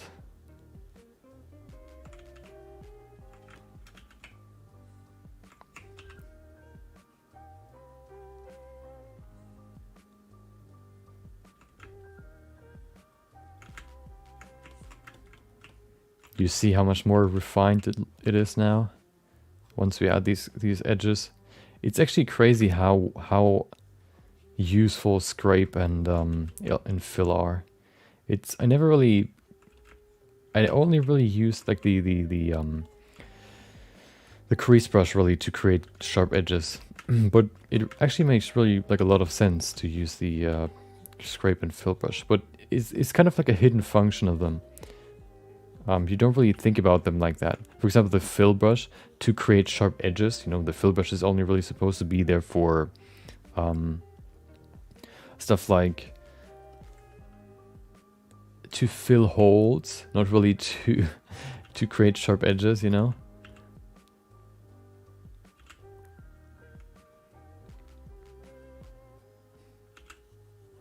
So it's kind of like a hidden feature, or like a function. Yeah, basically like a function you don't really think about.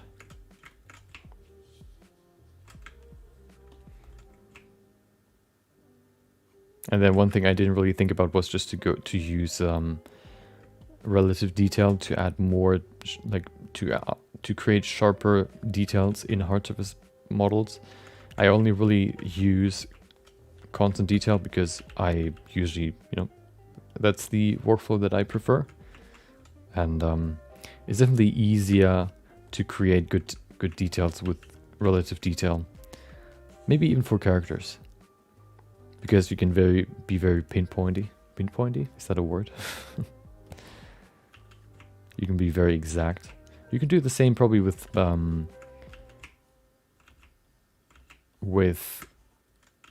manual detail or like constant detail.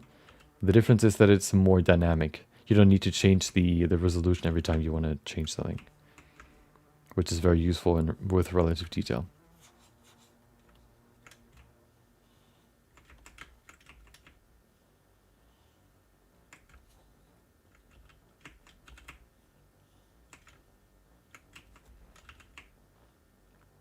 Problem with relative detail is you can lose yourself on details. Or at least I can very easily. You go closer and closer and closer, you see, oh, it's not perfect yet, it's not perfect yet. You go closer, closer, closer. And it never ends. It's never perfect.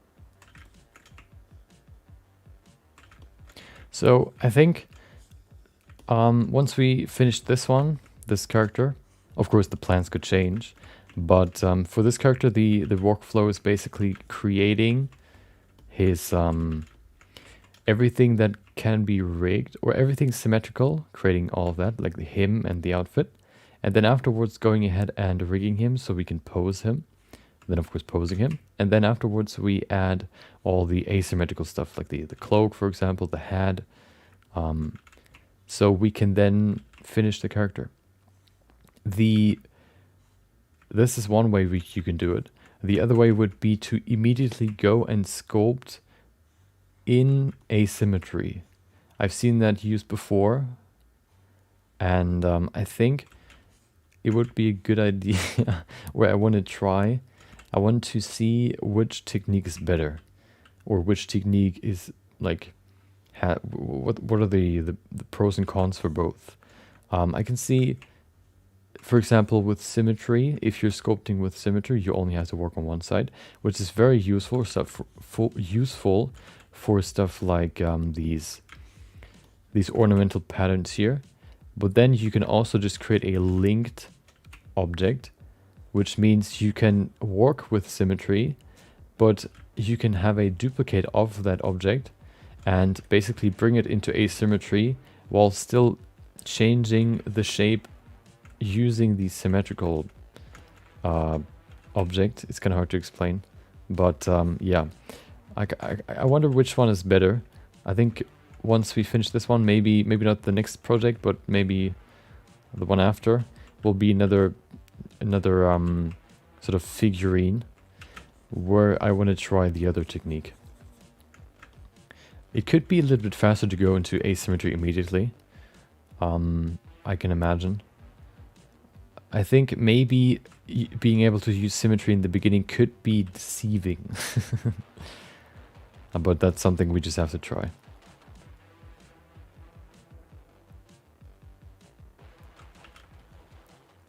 Maybe the more detail you have in a character, the more sense it makes to go into asymmetry immediately. Because then you don't need to worry about retopology, good retopology for deformations and all that stuff. Especially with very intense poses, let's say.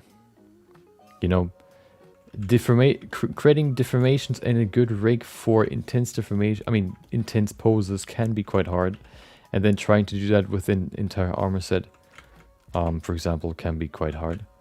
Good thing with this figurine or with this character is the pose is quite simple. There are no big deformations, so you know, we got lucky there.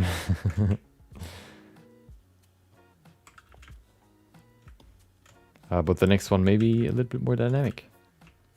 Maybe the next one we could even use ZBrush for. I thought about using or trying ZBrush to compare Blender and ZBrush. I'm probably gonna stick with Blender, but at least I want to try ZBrush. We talked about it yesterday. Maybe if the changes that come with Blender 3.0, they kind of talked about maybe some performance improvements in scope mode. Maybe then we can get a little bit closer to the ZBrush feel. I think as far as I have seen and what I can imagine, ZBrush can handle way more vertices at the same time, way more geometry, and it stays smooth. Compare that to Blender, where you have like, as you can see here, I use a resolution of 100.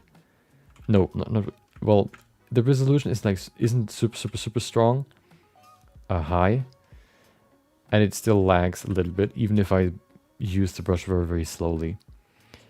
Maybe the performance improvements make everything a little bit smoother, hopefully, which maybe brings Blender closer to the ZBrush feel. At least the one that I think ZBrush has. I tried sculpting in with higher resolutions immediately, basically creating a character with higher resolutions, and I can definitely see the benefits of being able to use high resolutions from the beginning. It's not really that possible in Blender though, because especially for if you want to change big amounts of geometry immediately or like at the same time, Blender struggles quite a lot. I don't think it's my PC. It could be, but I don't think so.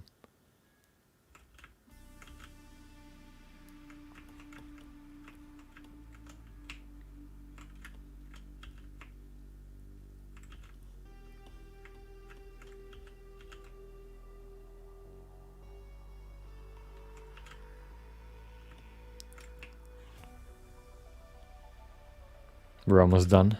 We almost finished the floral patterns.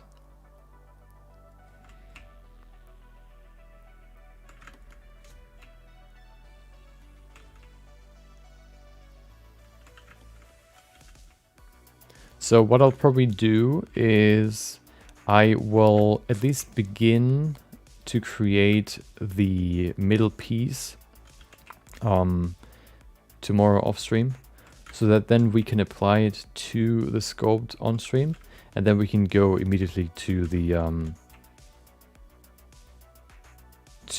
pants. Depending on how detailed we make the pants, we can maybe even finish the pants.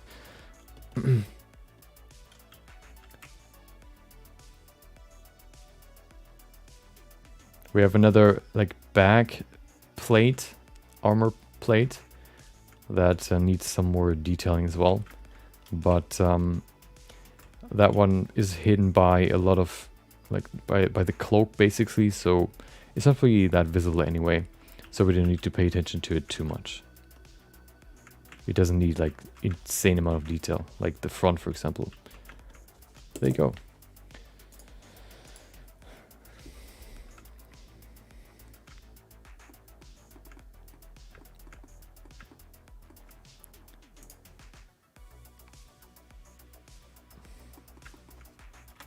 Let me see what that looks like in rendered view. I don't even have an HDRI in here, I think. Nope, I don't. Hold on.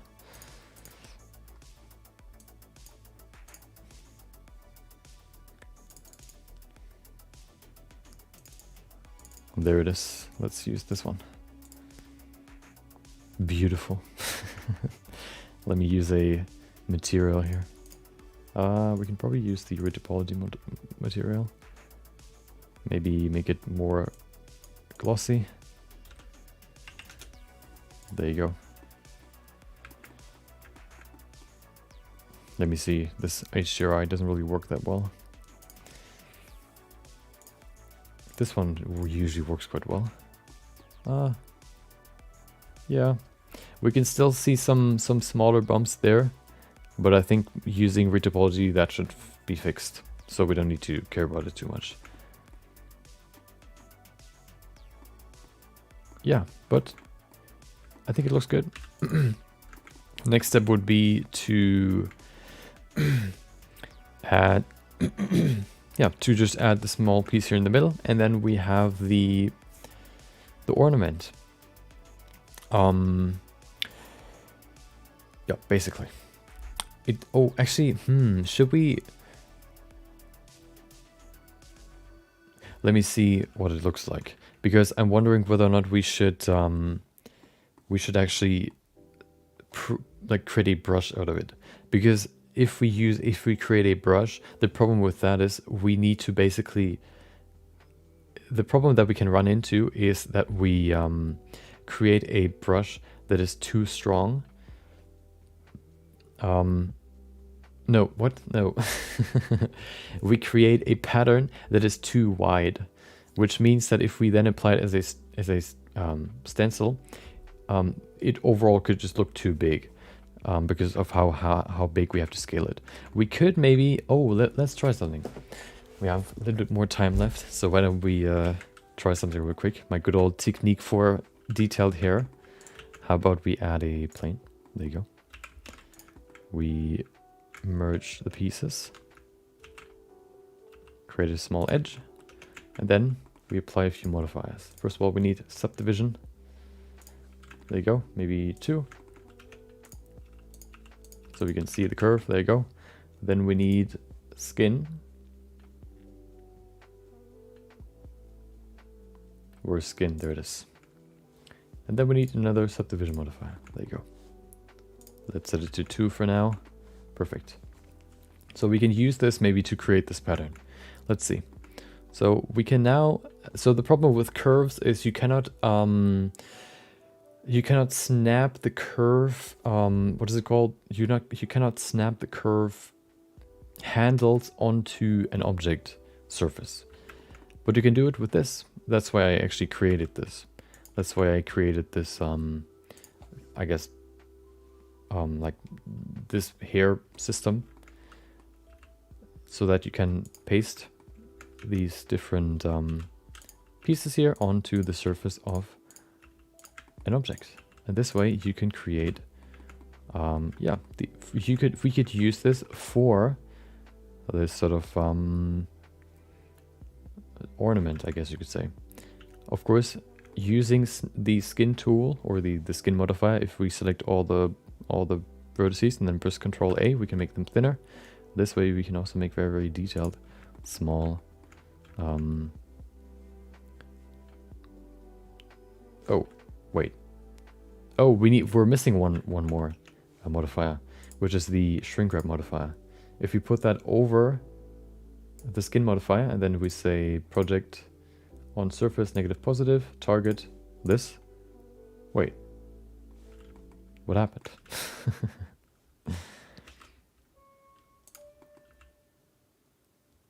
I guess, hold on. Or we just use nearest surface point, that works as well. There you go. Now we can create a pattern on top of the geometry, and then we can just, I guess, boolean it into the object. Maybe we can even keep it separate, but then, yeah, we'll see. Okay, so let's at least create a small piece here. I wonder if that is an eggs or like a cross, or it's just like a chain maybe. Let's see. Do we have more references here? We have one that is the concept art, but in the concept art you cannot actually see the piece. Oh, you can see it here. Maybe you can see it in the other one. No. It was so hard to find references for this. Okay, you can see it in here. Oh, hello, hold on. There it is. You can see it in here. It seems like it's just like a chain that hangs down. So, yeah. Let's kind of imitate that. Good thing is, we can even go in here and just create a subsection here, or like a branch of. And we can make every single one have a different thickness. Of course, as we talked about before, it then also, of course, changes the thickness in all directions. But that's just one thing we have to kind of deal with. So let's create this chain. I want to go with the real photo, the cosplay, because there I actually see the pattern. There it is. It seems like this is actually some sort of chain, not chain, like a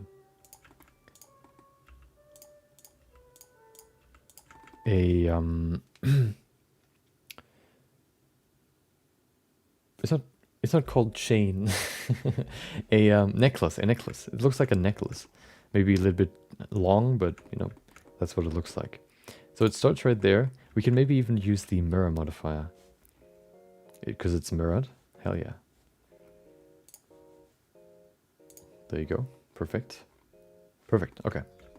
We're going to use this object as the mirror, and then we can create the object. So it starts roughly where the chest is, and then it goes up. Roughly quite thin. Then it goes wider at some point.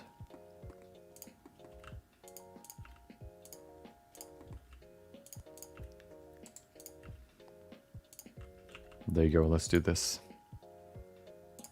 Perfect. Then we go in here and we create the necklace first. This kind of lower piece there.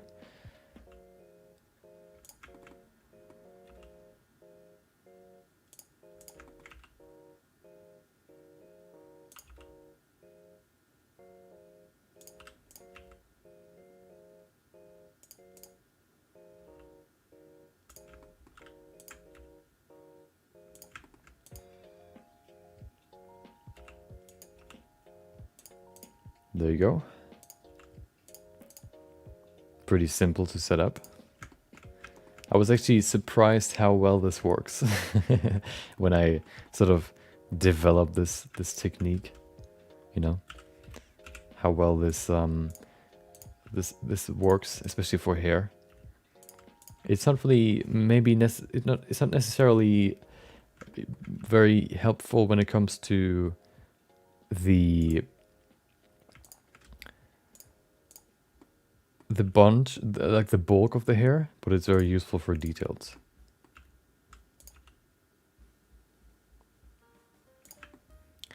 There you go. Go out again.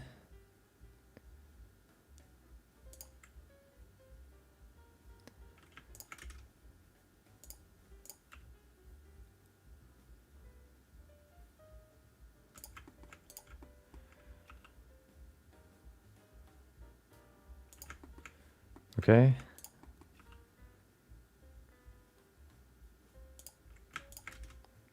Subdivide. Not unsubdivide. Subdiv. There you go.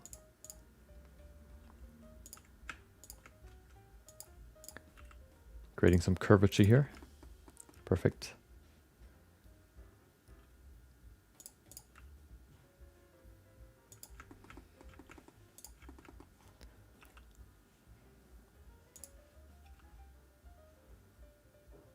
It might be too long currently. Oh, okay, yeah. But that shouldn't be too hard to fix.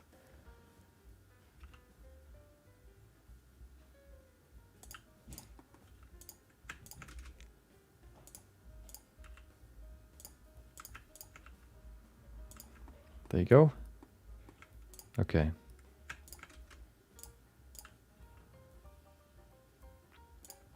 So maybe we can just select everything from here, from up here to down there, and then we can just scale it up, or on the Z-axis. There you go.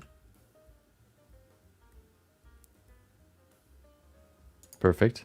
How far down does it go for the in-game model? It goes to the first button. Well, let's make it a little bit smaller then. We can probably keep this.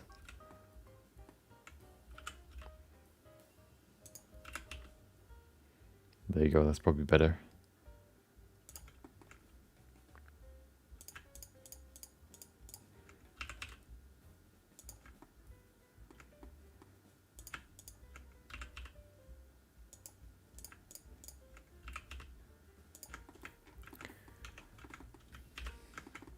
There you go. It's not done yet, of course. We need to add some more details. Good thing is, we can actually branch out off of here.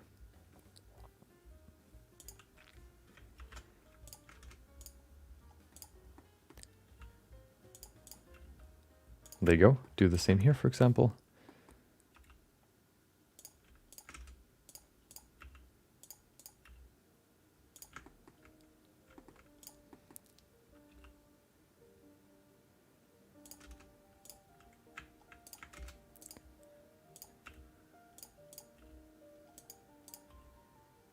Come on. Sometimes the skin modifier looks kind of funky. You can see it right there.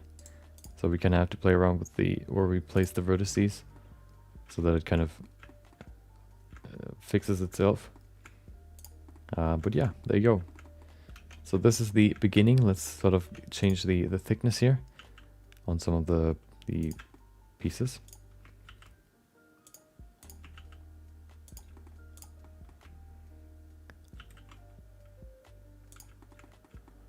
Okay. Basically on all the ends, we can just make them pointier. But we can also change the thickness on the inner pieces, like this. There you go.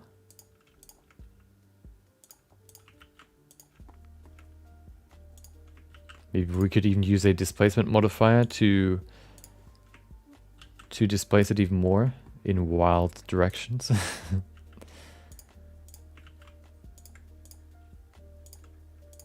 Get a little bit wild and wacky. Okay, perfect. Almost there.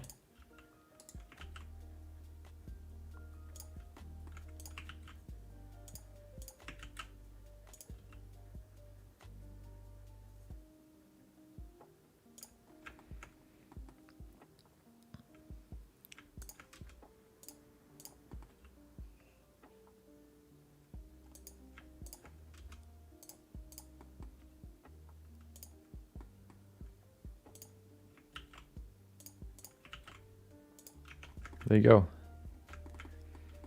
Could probably use some more fine tuning, but I think this looks pretty good already.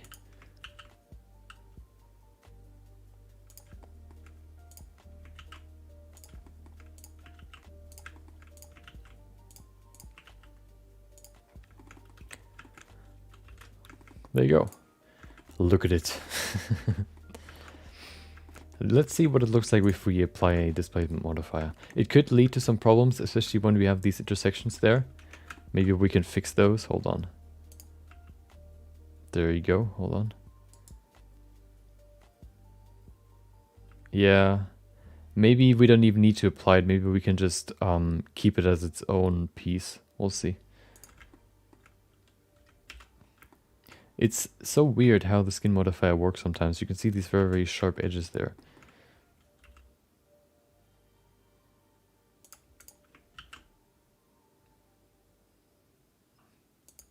I guess that works slightly. Okay. So what happens if we apply a displacement modifier?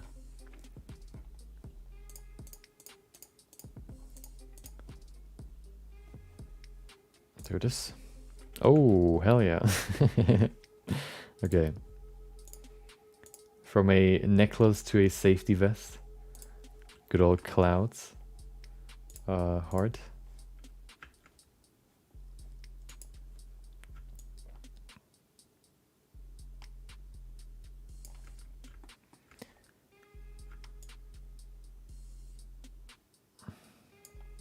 Yeah, I think the biggest problem is that it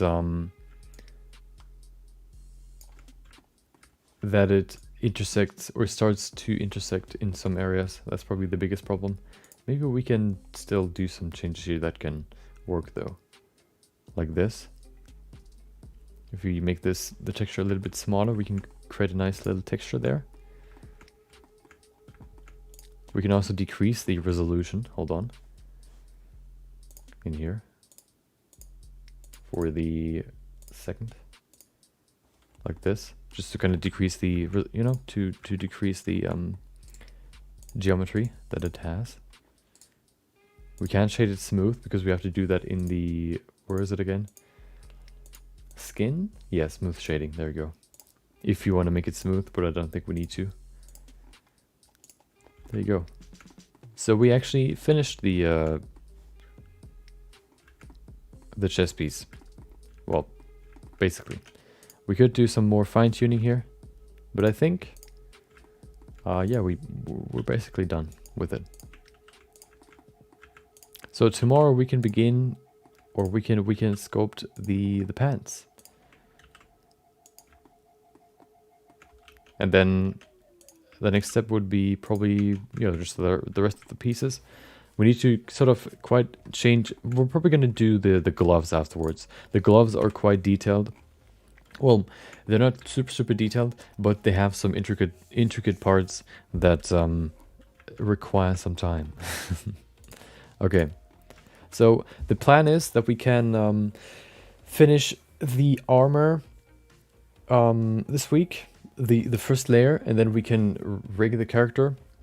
Depending on how far we get with the character this week, we might either rig the character next week, or...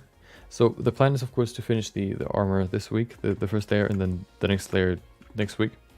No, we can work on the next layer next week. Depends on how far we get today, or today, this week, basically. We will work on this, you know, over the next 2 streams, and then I'm probably going to do some more off stream as well, just to you know, not drag this out over 7 weeks. Yeah, but this is the final chess piece. Good thing is we don't need to pay too much more attention to it, just because we're not going to see too much of it. We basically have a coat or a cape covering it, most of it, so we don't really see it that much anyway. We can also add smaller details like displacement or like a bump map to the surface, so it looks even more detailed. But that'll be later. I stream from Monday to Thursday, so 4 days a week. Friday there's no stream. And then yeah, Monday through Thursday. Usually I try to, stream Monday through Thursday, and then over the weekend I edit a video for usually Monday for the video channel. So yeah, I have I reserve Fridays to just chill, and then the other days for content. Yeah, Monday through Thursday. Last week we finished the character. The first day we looked at how to sculpt the face and at what makes a Final Fantasy character look like a Final Fantasy character, what basically the style is. And we did body retopology. Yeah, and this week we do the first layer of armor. Yeah, I think the high level of detail will be for the boots, for the gloves, and for the arm braces. The arm braces, if we look at the references, for example, for this one here, you can see how much ornate detail is in there. So we might try the mask technique there. I don't think the curve technique is necessarily the best technique. I want to try the mask technique on this one. Especially because if we, for example, go in here and we go into sculpting, we can smooth the mask. So we can do in here, we can go in here, we can create a mask, and then we can say mask, smooth mask. Oh, that's quite a lot. Hold on. Can we actually smooth it a little bit less than that? Actually not. Okay. But we can smooth the mask even just manually like this. And then we can use this to create a nice smooth, floral pattern. And then we can fine tune it afterwards. I think it worked quite well for this, but I think the, yeah, I just want to try the other technique as well, basically. There you go. Perfect. Okay. Yep. If you want to, join the stream and you want to know when I start streaming, I always post that on Discord, or usually 6:30 to 6:45, let's say 6:45 p.m. UTC is when I start. Maybe a little bit later, maybe a little bit earlier. Today we started a little bit earlier, but that's usually the starting time. Yeah, we're gonna continue. Tomorrow we're gonna go to the pants. The pants don't need that much detail, so shouldn't take too long. I hope you enjoyed today's stream. Thank you for joining. Thank you for watching. Thank you for listening, chatting, or just being here. Hope you enjoy the rest of your day. Maybe I'll see you next time. Until then, take care. Yep, take care. Have a great rest of your day.